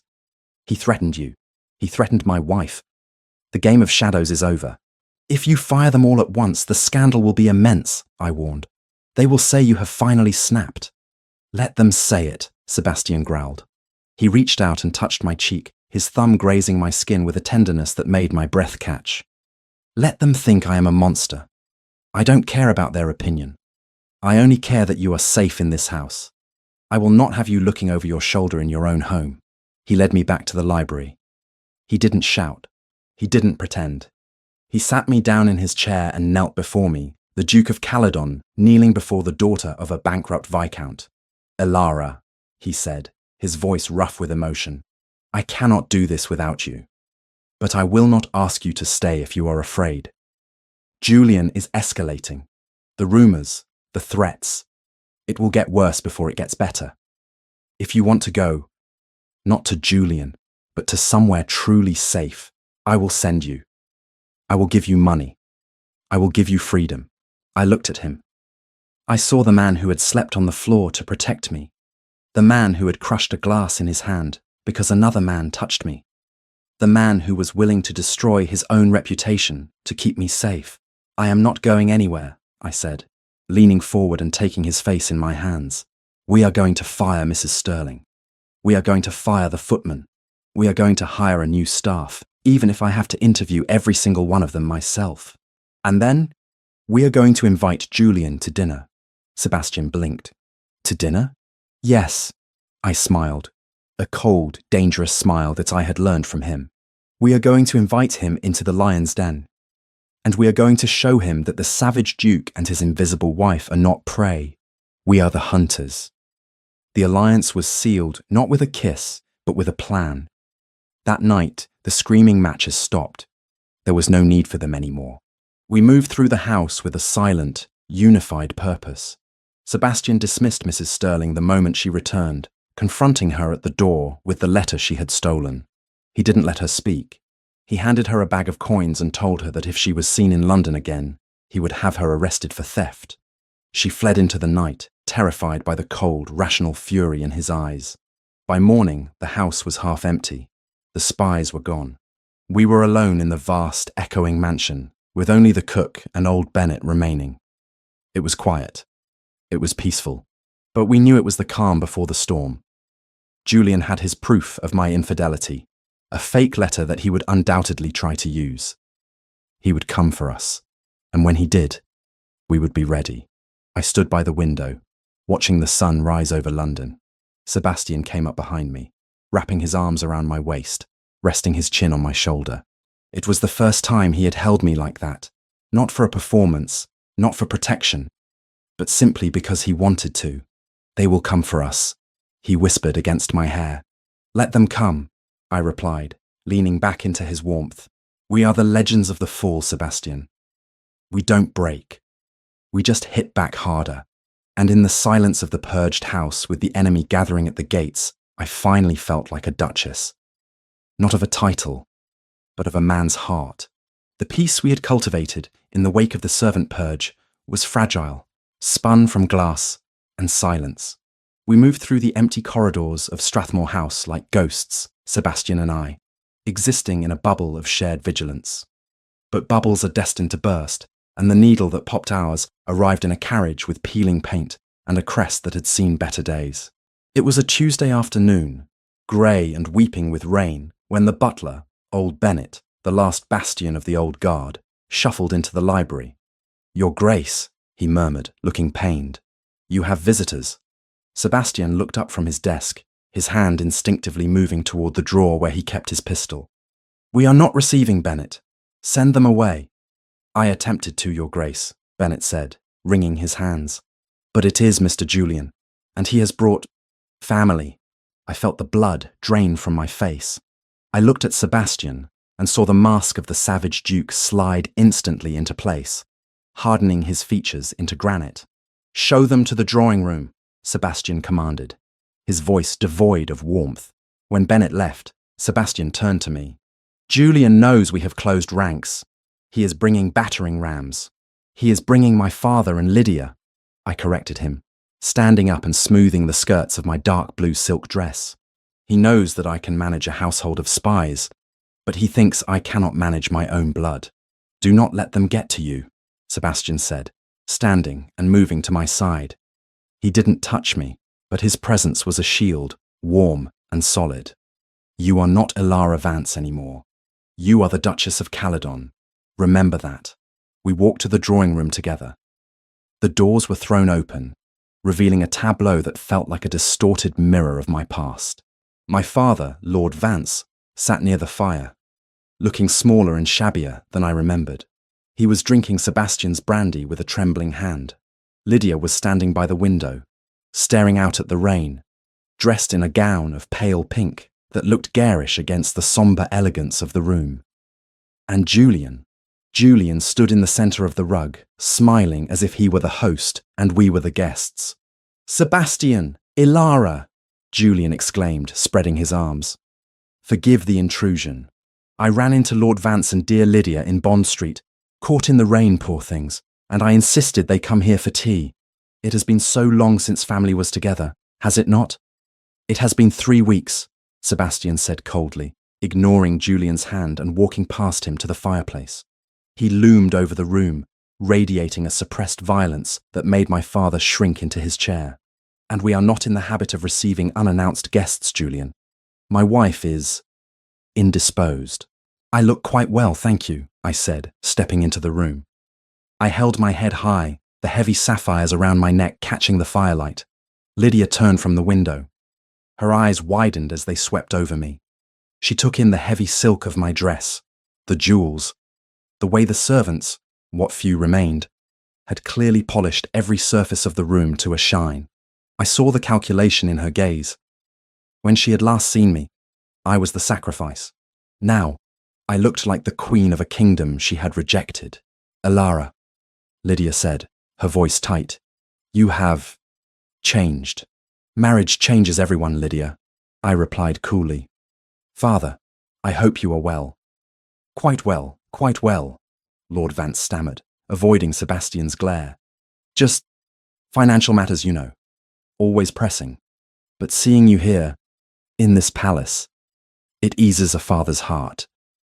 Does it? Sebastian asked, his voice dripping with sarcasm. I thought it was the brandy easing your heart, Vance. Now, Julian interjected smoothly, stepping between them. Let us not dwell on business. Lydia was just telling me how much she regrets not visiting sooner. She has been so worried about her dear sister. Living in this imposing house. Julian's eyes met mine. They were hazel, warm, and utterly empty. He was testing the waters. He wanted to see if the cracks he had tried to create with his rumours had taken hold. I have been busy, I said, signalling Bennett to pour the tea. Managing a dukedom is not like managing a townhouse, Julian. It requires vigilance. I am sure, Julian smiled, but surely there is time for family. Lydia was hoping to see the gardens. And perhaps, Sebastian, you could show Lord Vance the library. He has a great love for first editions. It was a manoeuvre. Divide and conquer. Separate the king and queen so the pawns could move. The gardens are wet, Sebastian said dismissively. Oh, but the conservatory is not, Lydia piped up. She walked over to Sebastian, bold as brass, and laid a hand on his arm. I saw Sebastian flinch, a microscopic movement that only I would notice. Please, Your Grace, I have heard so much about the Caledon orchids, and Alara was always so boring about flowers. Surely you can show me. A man of your passion must appreciate beauty. The room went silent. It was a clumsy, desperate attempt at flirtation, born of envy and the sudden realization that she had thrown away a fortune. Lydia didn't see a monster anymore. She saw the velvet coat, the gold signet ring, and the power. She wanted what I had. Sebastian looked down at her hand on his sleeve as if it were a poisonous spider. Then he looked at Julian, who was watching with a predator's patience. Very well, Sebastian said, his voice dangerously soft. I will show you the conservatory, Miss Vance. Julian, entertain my wife. Vance, try not to drink the entire decanter. He offered his arm to Lydia. She beamed, casting a triumphant look over her shoulder at me as they walked out. She thought she was winning. She thought she could charm the beast that the spinster had failed to tame. She had no idea she was walking into a cage with a tiger who was barely holding on to his leash. I was left alone with Julian and my father. He seems calmer, Julian observed, sipping his tea. Less shouting today. He takes medication, I lied smoothly. Dr. Adderley's prescription. It soothes the nerves. Does it? Julian leaned forward. And you, Alara? Do you need soothing? You look tense. Is the burden of being his keeper weighing on you? I am his wife, Julian, not his keeper. Semantics, he waved a hand. But tell me, have you given thought to my offer? The estate in Kent? The offer of sanctuary? I told you, Julian. I am staying. Pity, he murmured, glancing at the door where Sebastian and Lydia had exited. Loyalty is a noble virtue, Alara, but it is often fatal. In the conservatory, the air was thick and humid, smelling of damp earth and exotic blooms. It was a glass cathedral attached to the east wing, filled with ferns and orchids that Sebastian's mother had collected. Sebastian walked fast, his strides long and angry.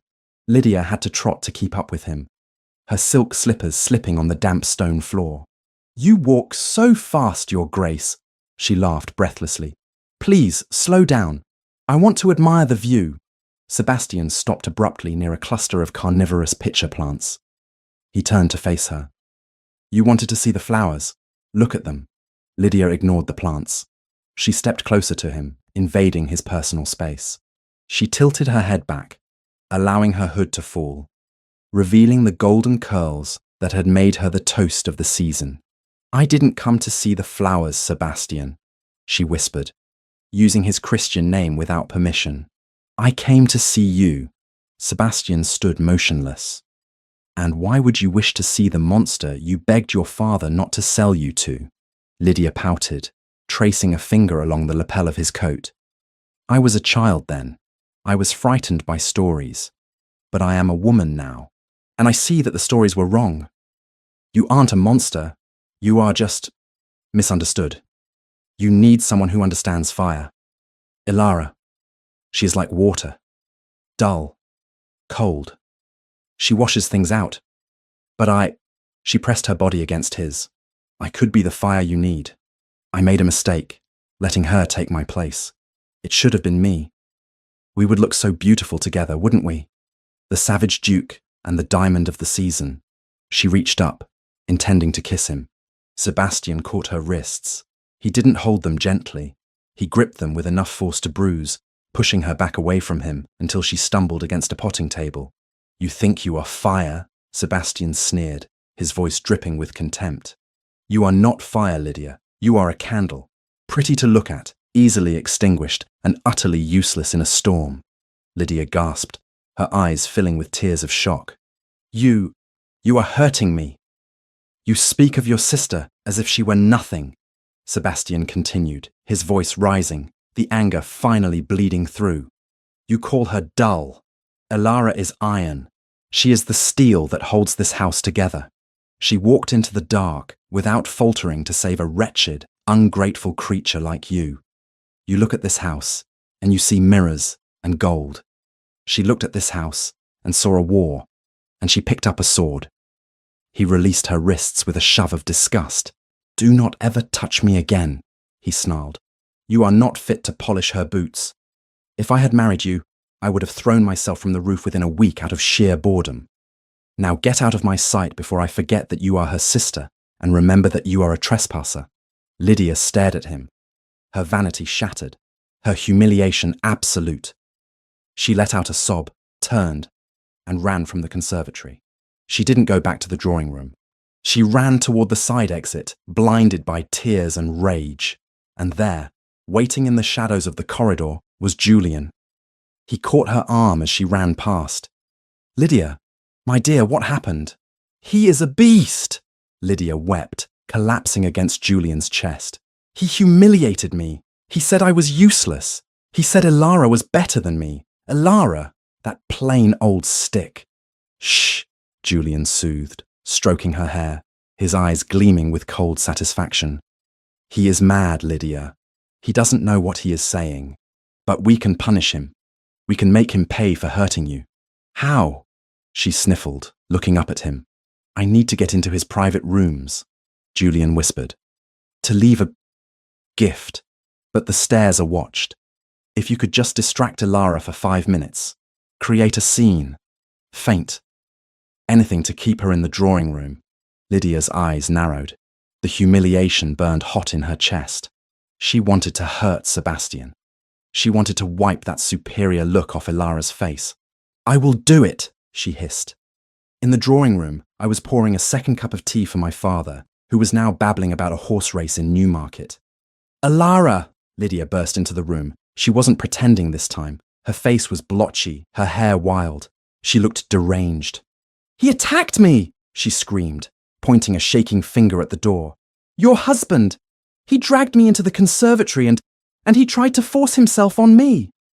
Lord Vance dropped his teacup. Good God. I stood up slowly. I knew it was a lie. I knew Sebastian, but I also knew Lydia. This was a distraction. Lydia, stop lying, I said calmly. I am not lying, she shrieked, throwing herself onto the sofa. He is a monster. He confused me with you. He said terrible things. Oh, Papa, take me home. It was chaos. My father was blustering. Lydia was screaming. And in the back of my mind, A clock started ticking. Where was Julian? I looked around the room. Julian was gone. Where is Julian? I asked sharply. He went to find the Duke, Lydia sobbed, burying her face in a cushion. No, he hadn't. I didn't wait. I gathered my skirts and ran. I didn't run to the conservatory. I ran to the stairs. The servants were few, and Bennett was deaf in one ear. The path to the upper floors was clear. I took the stairs 2 at a time, my heart hammering against my ribs. Julian wasn't going to confront Sebastian.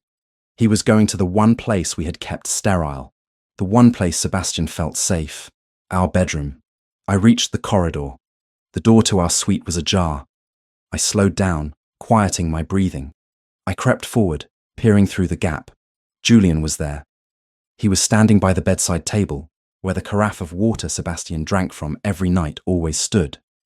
He was holding a small, blue glass vial. He was tilting it over the carafe. What are you doing, Julian? My voice was steady, though my knees were shaking. Julian froze. He didn't jump. He didn't drop the vial. He slowly straightened and turned to face me. The charm was gone. The handsome, smiling cousin had vanished, replaced by a man with eyes as dead as a shark's.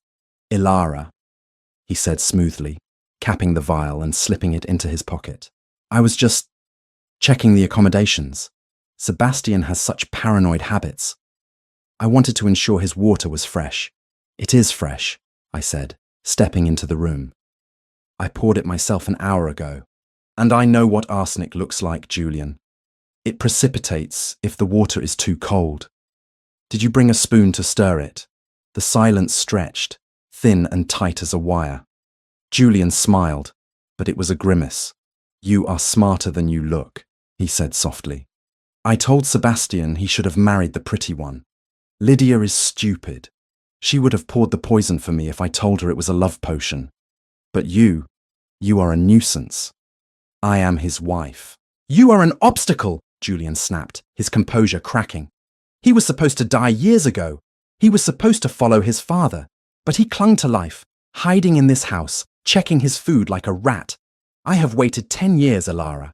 10 years to take what is mine. The dukedom is not yours, I said, moving to put the heavy armchair between us. And it never will be.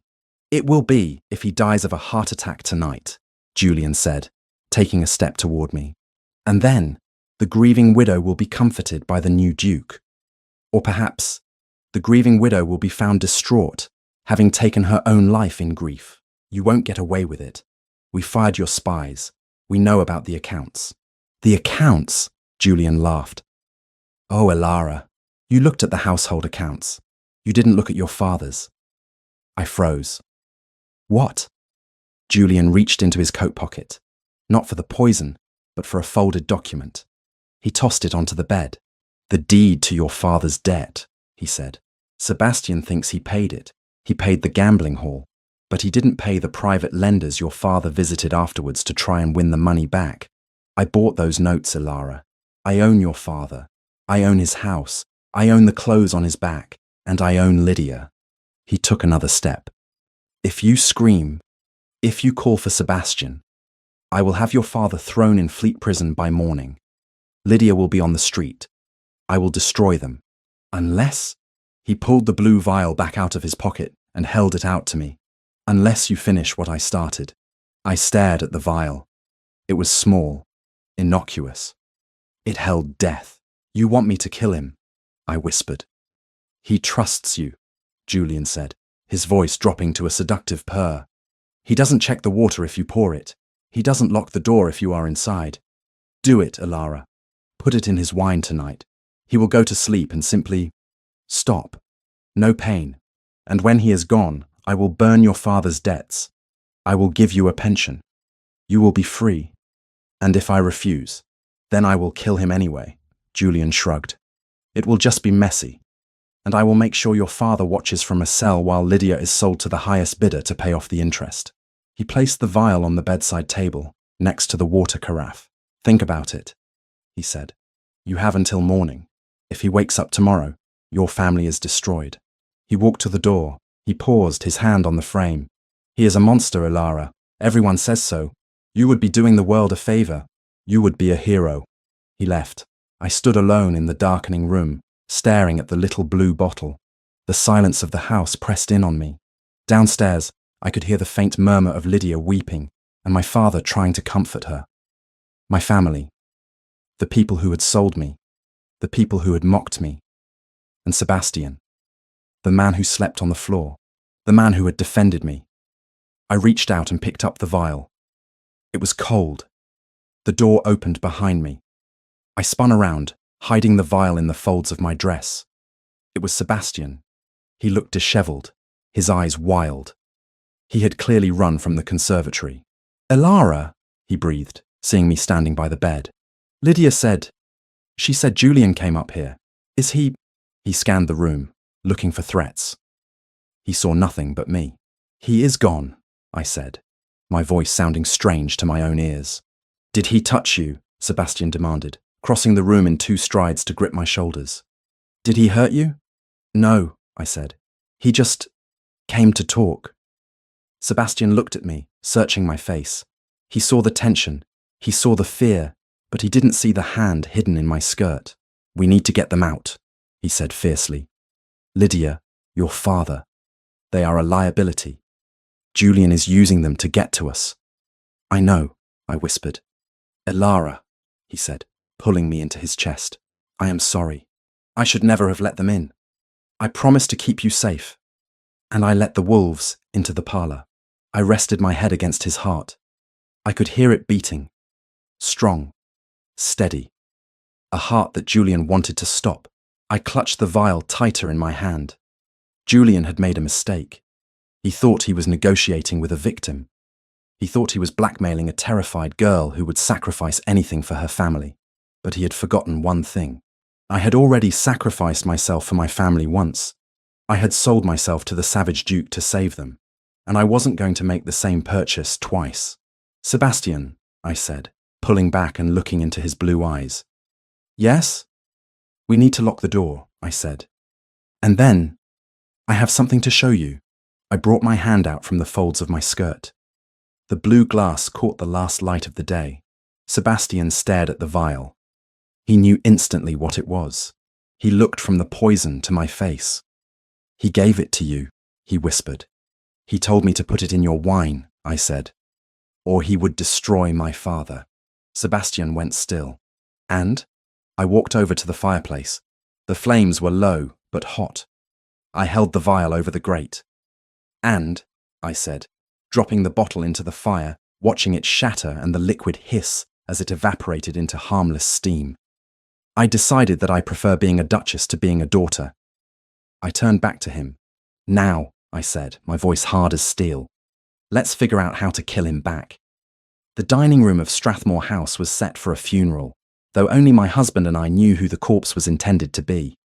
The long mahogany table, polished to a mirror shined by the new staff I had personally vetted, gleamed under the light of 100 beeswax candles. Crystal goblets sparkled like diamonds, and the scent of roast pheasant and heavy claret filled the air. It was a scene of perfect, opulent domesticity, the kind of tableau that graced the pages of fashion plates. But beneath the surface, the room was a battlefield. I stood by the fireplace, adjusting the lace of my cuff. I had chosen a gown of crimson silk for tonight. The colour of blood, the colour of power. It was a bold choice for a woman who had spent her life in grey and navy. But Elara Vance, the spinster, was gone. In her place stood the Duchess of Caledon, and she was ready for war. "You are pacing," Sebastian said. He was standing by the window, looking out into the dark, rain-swept square. He wore his formal evening dress, the starched white of his cravat contrasting sharply with the black of his coat. He looked magnificent. He also looked like a man who was waiting for the executioner's axe to fall. "I am not pacing," I lied. "I am calibrating." Sebastian turned, a ghost of a smile touching his lips. It was the smile he only gave to me, the one that reached his blue eyes and melted the ice. "Calibrating? Is that what we are doing? I thought we were walking into the lion's den." "No, Sebastian," I said, meeting his gaze. "We are the lions. We just invited the hyenas to dinner." The sound of carriage wheels on the cobblestones outside cut through the silence. The heavy thud of the knocker echoed through the house. "He is here," Sebastian said. His posture changed instantly. The shoulders hunched slightly, the jaw tightened, the eyes went wild and restless. He donned the mask of the savage duke with a practiced ease that broke my heart. "Remember," I whispered, crossing the room to stand beside him. "Let him speak. Let him dig his own grave. And you?" Sebastian asked, looking down at me. "I will be the one who pushes him in." The double doors opened. Bennett, our loyal butler, stepped inside. His face was pale, his eyes wide. "Mr. Julian Strathmore," Bennett announced, accompanied by Lord Vance, Miss Lydia Vance, Dr. Archibald Thorne, and Magistrate Blackwell. Sebastian stiffened. "A magistrate? And a doctor," I noted, my mind racing. "He is not counting on the poison alone. He is bringing the asylum wagon." Julian entered first. He was dressed impeccably, as always, but there was a frantic energy beneath his smooth veneer. He scanned the room, his eyes landing on Sebastian. When he saw my husband standing upright, alive and breathing, a flicker of genuine shock crossed his face. He had expected a corpse, or at least a dying man. "Cousin!" Julian exclaimed, recovering quickly. "And Ilara, you look ravishing. I hope you forgive the intrusion of my companions. I felt that given the recent disturbances, it was best to bring professional counsel." He gestured to the two men behind him. Dr. Thorne was a thin, weaselly man with spectacles that magnified his watery eyes. Magistrate Blackwell was a mountain of a man, stern and grim, clutching a leather portfolio. "Disturbances?" Sebastian growled, playing his part. He didn't bow. He didn't offer his hand. He glared at them with paranoid intensity. "Who are these men, Julian? Why have you brought strangers into my house?" "They are here to help, Sebastian," Julian said, his voice dripping with fake concern. "This is Dr. Thorne. He specializes in nervous disorders of the mind. And Magistrate Blackwell is here to ensure that all legalities are observed for your protection." "My protection?" Sebastian laughed, a harsh barking sound. "From what? From my own dinner? From yourself, Your Grace," Dr. Thorne piped up, his voice reedy and grating. "Mr. Strathmore has informed us of your episodes, the violence, the shouting, the paranoia regarding your food. These are classic symptoms of acute mania." My father and Lydia hovered near the door. Lord Vance looked terrified, clutching his hat as if it were a shield. Lydia looked pale, her eyes darting between Sebastian and Julian. She had heard enough to fear poison. She had caught a fragment of Julian's plan, whispers near the pantry door, a servant's hurried question, the word powder, said with a nervous laugh, but she did not know the full anatomy of it. She only understood what he wanted to happen tonight. "Please, everyone sit," I said, my voice cutting through the tension like a silver blade. "It is rude to discuss medical diagnoses before the soup is served." I took my seat at the foot of the table. Sebastian sat at the head. Julian sat on his right, the doctor on his left. The magistrate took a seat near the centre, opening his portfolio and setting a quill on the tablecloth. The footmen, men reassigned at my request and answerable to the Duke's household, not Julian's, began to serve the wine. "I will not drink that," Sebastian shouted suddenly, slapping his hand over his glass. The room went silent. Dr. Thorne scribbled something in a notebook. Julian exchanged a look with the magistrate, a look of, "I told you so." "It is just wine, Sebastian," Julian said soothingly. "Come now, you are embarrassing Ilara." "I don't know where it came from," Sebastian hissed, his eyes darting around the room. "It could be anything. Vinegar, bile, arsenic." He said the word arsenic clearly, staring straight at Julian. Julian didn't flinch. He smiled sadly at the magistrate. "You see, the persecution mania is advanced. He believes everyone is trying to poison him. It is a tragic decline. My father would be heartbroken." "Let us eat," I said calmly. "Sebastian, the wine was decanted by Bennett. It is safe." Sebastian lowered his hand slowly, acting the part of the soothable beast. "If you say so, Ilara." The dinner was a grotesque pantomime. Julian spent the first 2 courses baiting Sebastian. He brought up old gambling debts. He mentioned the fire at the stables years ago. He mentioned Sebastian's dead fiancées. It must be hard, Julian said over the fish course, living in this big house with so many ghosts. Do you hear them at night, Sebastian? The girls who ran away? I hear nothing but the rats in the walls, Sebastian muttered, gripping his fork until his knuckles turned white. The rats, Dr. Thorne noted. Auditory hallucinations. I think, Magistrate Blackwell rumbled, speaking for the first time, that we have seen enough evidence of instability, the shouting at the servants, the violence at the ball, and now this incoherence. Julian sighed, wiping his mouth with a linen napkin. It breaks my heart to do this, truly, but for his own safety and for the safety of the Duchess, I believe we have no choice. Dr. Thorne has prepared the papers for committal to St. Jude's Asylum. Lydia gasped. An asylum? But you said he would just be sent to the country. Quiet, Lydia, Julian snapped, dropping the mask for a second. He turned to me. Elara, surely you agree. You have lived with his terror. You have seen him sleep on the floor. You have been the victim of his rage. Sign the papers. Let us help him. He pushed a document across the table toward me. It was a committal form. It required the signature of the next of kin. I looked at the paper. Then I looked at Julian. You are right, Julian, I said softly. There is madness in this house. There is a sickness that has been rotting the Strathmore line for years. Then sign, Julian urged, holding out the quill. I stood up. But the sickness is not in my husband's mind, I said, my voice rising, filling the room with the authority of a duchess. It is sitting at his right hand. Julian blinked. I beg your pardon? You brought a magistrate, Julian. That was very thoughtful of you, I said, walking slowly around the table. Because we have need of one. I reached into the pocket of my gown and pulled out a small, leather-bound book. I tossed it onto the table in front of Magistrate Blackwell. What is this? The magistrate asked. That, I said, is the personal diary of Mrs. Sterling, the former housekeeper. In it, she details the payments she received from Julian Strathmore for the past 3 years. Payments to spy on the Duke, payments to alter the inventory of the kitchens, and payments to leave doors unlocked at night. Julian laughed, though it sounded brittle. A disgruntled servant's scribblings. You think that proves anything? The woman was a thief. Perhaps, I agreed. But these are not scribblings. I pulled a sheaf of papers from my bodice. These are the bank records from a city banking house.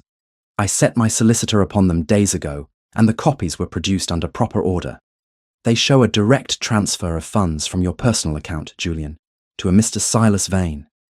Julian's face went the colour of ash. Who is Silas Vane? Lord Vance asked, confused. Silas Vane is a chemist in Cheapside, I said, looking directly at Dr. Thorne. A chemist known for selling compounds that are restricted by law, compounds like arsenic. This is preposterous. Julian stood up, knocking his chair over. You are hysterical, Elara. You are trying to protect your mad husband with fantasies. Am I? I turned to Sebastian. Sebastian, the magistrate seems to think you were paranoid about your wine. Shall we prove him wrong? Sebastian stood up. The hunched shoulders straightened. The wild look in his eyes vanished, replaced by a cold, deadly clarity. He picked up his glass of wine. You claim I am mad because I fear poison, Sebastian said to the room. But paranoia is only a delusion if there is no threat. He looked at Julian. Drink it. He held the glass out to his cousin. Don't be ridiculous, Julian sneered. I have my own wine. Drink mine, Sebastian commanded.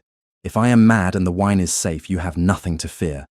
But if you hesitate, then the magistrate might wonder why. Julian stared at the glass. Beads of sweat broke out on his forehead. He knew the plan he had set in motion. He knew he had given me the poison. He assumed I had put it in that decanter. If he drank it, he died. If he refused, he admitted guilt. I will not cater to your delusions, Julian shouted. He won't drink it, I said to the magistrate, because he thinks it is poisoned, because he gave me the poison himself. Liar, Julian screamed. She is lying. She is the one who wanted him dead. She hates him. Did I? I walked back to my seat and picked up the water carafe from the sideboard, the one Julian had tried to tamper with the day before. You gave me a blue vial, Julian, I said. You told me to put it in his water. You told me that if I didn't, you would put my father in prison. She is making it up, Julian yelled, looking around for support. Lydia, tell them she is crazy. Lydia stood frozen, tears streaming down her face. She looked at Julian, then at me. He did threaten Papa, Lydia whispered. Shut up, you stupid girl, Julian roared. And, I continued, raising my voice over his, you were so concerned about Sebastian's nerves tonight that you brought a calming draught with you, didn't you, Dr. Thorne? I pointed to the small bag the doctor had placed by his feet. Open the bag, Magistrate, Sebastian ordered. Magistrate Blackwell, looking grim and furious, reached down and seized the bag. Dr. Thorne tried to grab it back, but Sebastian caught his wrist in a grip of iron. Touch it and I break the arm, Sebastian said calmly. Blackwell opened the bag. Inside, nestled among the bandages and smelling salts, was a blue glass vial, identical to the one Julian had given me. A sedative, Dr. Thorne squeaked. For the mania. Test it, I said. Test it on the roast beef. Or test it on the doctor. Blackwell uncorked the vial. He sniffed it. He looked at Julian. This is not laudanum, Blackwell said, his voice heavy with authority. I have seen this before in murder trials. This is an arsenic solution. The silence that followed was absolute. Julian looked at the vial. He looked at the magistrate. He looked at Sebastian, who was smiling, a cold, terrifying smile of a wolf who has finally trapped the hunter. It seems, Sebastian said, that the only madness in this room is the belief that you could kill a Strathmore in his own house and get away with it. Arrest him, Blackwell barked to the constables who were waiting in the hall, men Sebastian had summoned hours ago. No, Julian backed away, knocking over a crystal vase. No, you can't. I am the heir. He is the madman. Look at him. He is the savage. I am the Duke of Caledon, Sebastian said, his voice ringing with power. And you are nothing. 2 constables burst into the room. They grabbed Julian. He struggled, screaming curses, his dignity shredded. I should have killed you 10 years ago, Julian shrieked as they dragged him toward the door. I should have used a knife. You unnatural beast. You and your witch of a wife. Dr. Thorne tried to slide under the table, but Blackwell hauled him up by his collar. You too, Doctor. We will see how your diagnosis holds up in Newgate Prison. As the door slammed shut on Julian's screams, the room fell silent again. The storm had broken. My father, Lord Vance, collapsed into his chair, weeping. I didn't know, he sobbed. Ilara, I swear. I didn't know he would go this far. Lydia stood by the window, trembling. She looked at me. Really looked at me, for the first time in her life. She saw the way Sebastian stood beside me. She saw the way he looked at me, not with possession, but with awe. You saved him, Lydia whispered. I saved us all, I replied, feeling the exhaustion finally begin to pull at my bones. Magistrate Blackwell cleared his throat. He looked at Sebastian, then at me. He closed his portfolio. Your Grace, Blackwell bowed to Sebastian. My apologies for the intrusion. It seems I was misinformed regarding the state of your mental health. You were doing your duty, Blackwell, Sebastian said, pouring himself a glass of wine, the wine from the decanter. He took a long sip, his eyes never leaving mine. But in the future, if you wish to know if I am sane, ask my wife. She is the only one who truly knows. Indeed, Blackwell bowed to me. Your Grace, a remarkable display of evidence. We keep good records at Strathmore House, I said. When the magistrate had left, taking the stench of the law with him, and my father and Lydia had been sent to guest rooms to recover from their shock, Sebastian and I were finally alone in the wreckage of the dinner party. The candles were burning low. The food was cold, but the air was clear. Sebastian walked over to me. He took my hand, the hand that had held the diary, the hand that had pointed the finger of accusation. He kissed the knuckles, then the palm, then the wrist. You were magnificent, he whispered against my skin. I was terrified, I confessed. my knees finally giving way. He caught me, pulling me against his chest. His arms were solid, real. You didn't look it. You looked like a queen executing a traitor. He is gone, Sebastian, I said into his coat. Truly gone. He can't hurt you anymore. You don't have to check the locks. You don't have to sleep on the floor. Sebastian pulled back to look at me. His blue eyes were clear, free of the shadow that had haunted them for a decade. No, he said softly. I don't. But I might still lock the door. Why? Because, he smiled. And this time, it was a smile of pure, unadulterated promise. I don't want anyone interrupting what I intend to do to my wife. I felt a blush heat my cheeks, a sensation I hadn't felt in years. And what is that, Your Grace? I intend, Sebastian said, lifting me effortlessly into his arms, to show her that the savage Duke can be very, very gentle. He carried me out of the dining room, past the stunned portraits of his ancestors, up the grand staircase. The war was over. The siege was lifted. And as he kicked open the door to our bedroom, our real bedroom, I knew that the legend of the fall was about to be rewritten, not as a tragedy, but as a love story. The morning after Julian's arrest, Strathmore House was silent. It was not the terrified silence of a tomb, nor the tense silence of a battlefield waiting for the first shot. It was the heavy, exhausted silence of a cathedral after the bells have stopped ringing. The storm had broken, the air was clear, and for the first time in 10 years, the shadows in the corners of the room did not seem to have eyes. I woke alone in the massive 4-poster bed. The space beside me was cold, though the sheets were rumpled, evidence that Sebastian had slept there, however briefly. I lay there for a moment, staring at the velvet canopy, listening to the unfamiliar sound of birdsong coming from the square. For weeks, I had lived in a state of high alert, my mind a catalogue of poisons, locks, and lies. Now, there was nothing to guard against.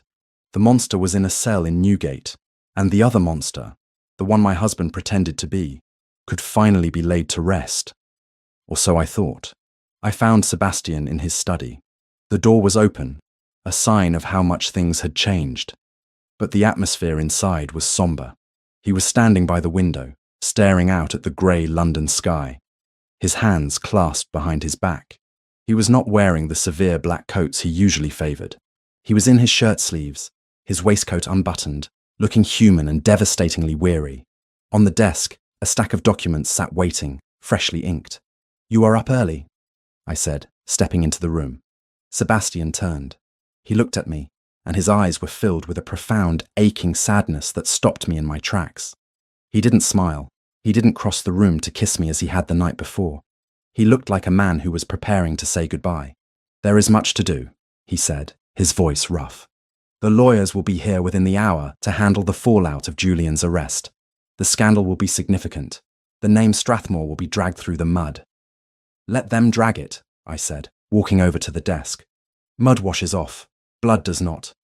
And we stopped the bleeding. I looked down at the papers on the desk.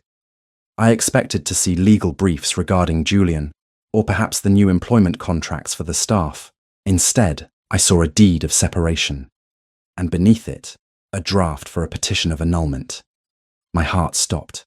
I looked up at him, the paper crinkling under my sudden grip. What is this? Sebastian turned back to the window, unable to meet my gaze. It is your freedom, Ilara. My freedom? I repeated, the words tasting like ash. I didn't ask for freedom. You earned it, he said quietly. You saved my life. You saved my house. You destroyed the threat that has hung over me for a decade. You have done everything you promised and more. The contract is fulfilled. The contract, I whispered, anger beginning to simmer beneath the hurt. Is that what this is to you? A transaction? I thought we burned the ledgers last night. Ilara, look at me. Sebastian turned, his expression tortured. Look at who I am. I am a man broken by 10 years of fear. I have spent my life acting like a beast to survive. I don't know how to be anything else. You are light. You are iron and silk and everything that is good. You deserve a life in the sun, not a life nursing a man who flinches at the sound of a cork popping.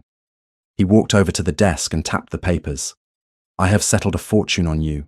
The deed to the Sussex estate is yours. You will be a wealthy woman, independent, free from your father, free from Lydia, and free from me. You can travel. You can find a man who hasn't spent a decade wrestling with ghosts. You can be happy. I stared at him. I saw the logic in his eyes, the twisted, self-sacrificing logic of a man who believed he was unlovable. He truly thought he was doing me a kindness.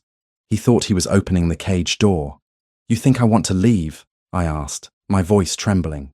I think you stayed because you had to, Sebastian said, his voice breaking. You stayed to save your sister. Then you stayed to fight Julian. There is no one left to fight Ilara. You don't have to pretend anymore. Pretend? I laughed. It was a sharp, incredulous sound. I walked around the desk and stood in front of him.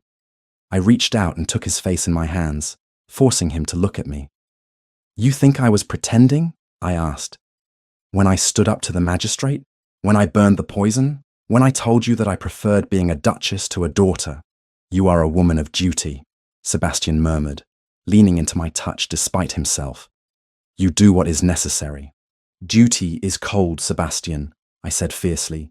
Duty is waking up early to check the accounts. Duty is wearing grey so your sister can wear pink. What I did for you, that wasn't duty. I ran my thumb over his cheekbone, feeling the roughness of his unshaven skin. I didn't fight Julian for a pension, I whispered. I didn't endure the whispers of society for a country house in Sussex. I did it because when you sleep on the floor to protect me, I feel safer than I have ever felt in my life. I did it because when you look at me, you don't see a spinster. You see me. Sebastian's eyes searched mine, desperate, terrified of hope. I am a difficult man, Ilara. I am moody. I am scarred. I will never be the charming husband who dances at balls. Good, I said. I hate dancing. And I find charm to be incredibly suspicious. I might still check the locks, he warned, his voice thick with emotion. Then I will hold the lantern while you do it. I might still wake up screaming. Muff. Then I will wake up and hold you until you stop. Sebastian let out a ragged breath, a sound that was half sob, half laugh. He wrapped his arms around my waist, pulling me flush against him, burying his face in the crook of my neck.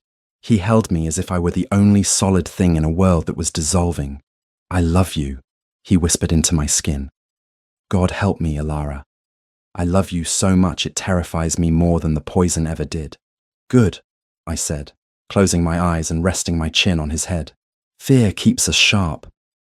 He pulled back, his blue eyes blazing with a new light. Not the ice of the savage, but the fire of a man who has finally come home. He swept the legal papers off the desk with one sweep of his arm. They fluttered to the floor, forgotten. Burn them, he commanded. Burn them all. I intend to, I smiled. But later. Right now, I believe we have other matters to attend to. Do we? He arched a brow, a flicker of his old arrogance returning, but softened by adoration. Yes, I said, unbuttoning his cuffs. You promised me something last night. You said you intended to show me that the savage duke could be gentle. Sebastian went still. The air in the study grew heavy, charged with a sudden, intense heat.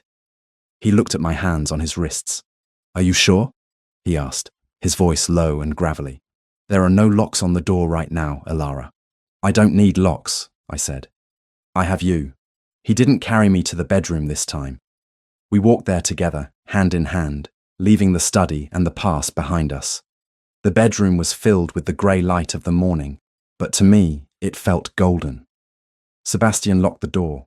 Old habits died hard, and I didn't mind, and turned to me. He undressed me with a reverence that made my knees weak. There was no haste. There was no roughness. Every touch was a question, and every breath I took was an answer. When he finally laid me on the bed, he hovered over me, bracing his weight on his elbows so as not to crush me. He looked down at me, tracing the line of my jaw with a trembling finger. You are beautiful, he whispered. I was blind for so long. You were busy staying alive, I said, reaching up to pull him down. Now, you can live. The consummation of our marriage was not the act of a savage taking a prize. It was the act of a starving man finally being allowed to eat. It was slow and deep and overwhelming. He worshipped my body with a focus that he had previously applied to his survival. He kissed every scar, every insecurity, every inch of skin, until I forgot that I had ever been the invisible Ilara Vance. In his arms, I wasn't the practical sister. I wasn't the shield. I was desired. I was cherished. And when he finally cried out my name, shattering the last of his control, I held him tight, feeling the shudder that went through his powerful frame. He collapsed against me, burying his face in my hair, his breathing harsh and ragged. "Mine," he murmured, half asleep, his arm tightening around me. "My life, my soul, yours," I agreed, kissing his damp forehead. Behind closed doors, the savage Duke was gone. In his place was a man who had given me his heart, and in return, I had given him peace. 6 months later, the hills of Derbyshire were alive with the vibrant green of summer. The air here was different from London, cleaner, sharper, smelling of heather and damp earth. Blackmore Estate sat nestled in the valley, a sprawling manor of golden stone that seemed to glow in the afternoon sun. I sat on a stone bench in the rose garden, a book resting forgotten in my lap. The garden here was wilder than the manicured parks of the city. The roses climbed in chaotic, fragrant tangles, and the bees hummed a lazy tune in the lavender. "You are thinking too loud," a voice rumbled. I smiled without opening my eyes. "I am simply enjoying the silence, Sebastian." Sebastian stepped into view. He looked different. The pallor of London was gone, replaced by a healthy tan. The tension that used to hold his shoulders near his ears had dissolved. He wore riding boots and a simple linen shirt, open at the collar. He looked like a man of the earth, not a creature of the shadows. He sat beside me, taking my hand and bringing it to his lips. A letter arrived from London. "Oh?" I opened one eye. "From whom?" "Your father," Sebastian said, handing me the parchment. I took it. My father's handwriting was shaky. He wrote of the weather, of his health, and mostly, he wrote of Lydia. "She is unhappy," I summarized, scanning the page. "Lord Halloway is a bore, apparently. He talks only of turnips and refuses to take her to town for the season because of the cost." "A tragedy," Sebastian said dryly. "She has a roof over her head and a husband who doesn't gamble away her dowry. She should be grateful." "She isn't capable of gratitude," I said, folding the letter. "But she is safe. That is enough." "And Julian?" Sebastian asked, the name no longer carrying the weight of a curse. "Rotting in Newgate," I said. "The trial is next month. With the chemist's testimony, he will likely hang, or be transported to the colonies for life." "Good riddance," Sebastian murmured. He reached out and rested his hand on my stomach, his touch gentle and awed. "I do not want him in the same hemisphere as my son." I covered his hand with mine. "Or daughter. I don't care." Sebastian smiled, a true, blinding smile that made my heart turn over. "As long as they have your eyes and your brain. If they have my temper, we are all doomed." "We will manage," I said. "We are good at managing." He leaned in and kissed me, a soft, lingering kiss that tasted of sunshine and promise. "Are you happy, Ilara?" he asked, pulling back to look at me. Truly, I looked at the golden house, the rolling hills, and the man who looked at me as if I were the sun itself. I thought of the spinster in the grey dress who had walked into the rain to save her family. I thought of the terrified bride who had entered the house of the beast. "I am not just happy," I said. "I am victorious." Sebastian laughed, a deep, rumbling sound that startled a nearby heavy bumblebee. Yes, you are." We sat there as the sun began to set, casting long shadows across the valley. The world still whispered about the savage Duke of Caledon. In the clubs of London, they told stories of his rage, of his madness, of the poor wife he had dragged to the country. They called it a tragedy. They called it a cautionary tale. Let them talk. Let them have their legends. Here, in the quiet of the hills, behind the closed doors of our home, we knew the truth. The beast hadn't been tamed. He had been loved, and the invisible woman hadn't disappeared. She had finally been seen. As the first stars began to appear in the twilight sky, Sebastian stood and offered me his hand. "Come, wife," he said. "The air is getting chill. Let us go inside." I took his hand. His grip was warm, strong, and unbreakable. "Lead the way, husband," I said. And together, we walked into the light of our home, leaving the darkness forever behind us. The end. Dear listener, we hope you have enjoyed this journey of secrets, sacrifice, and the healing power of love. The story of Alara and Sebastian reminds us that sometimes the most terrifying masks hide the most wounded hearts, and that true strength is not found in shouting, but in standing firm when the world tries to break you. It teaches us that love is not just about passion, but about partnership, about finding the one person who will stand back to back with you against the storm.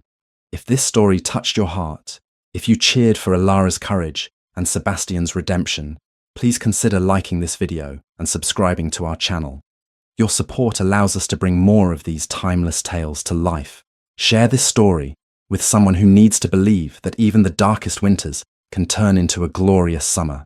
May you sleep peacefully tonight, knowing that you are worthy of a love that sees you, protects you, and cherishes you for exactly who you are. Until next time, from all of us at the Legends of the Fall team, thank you for listening.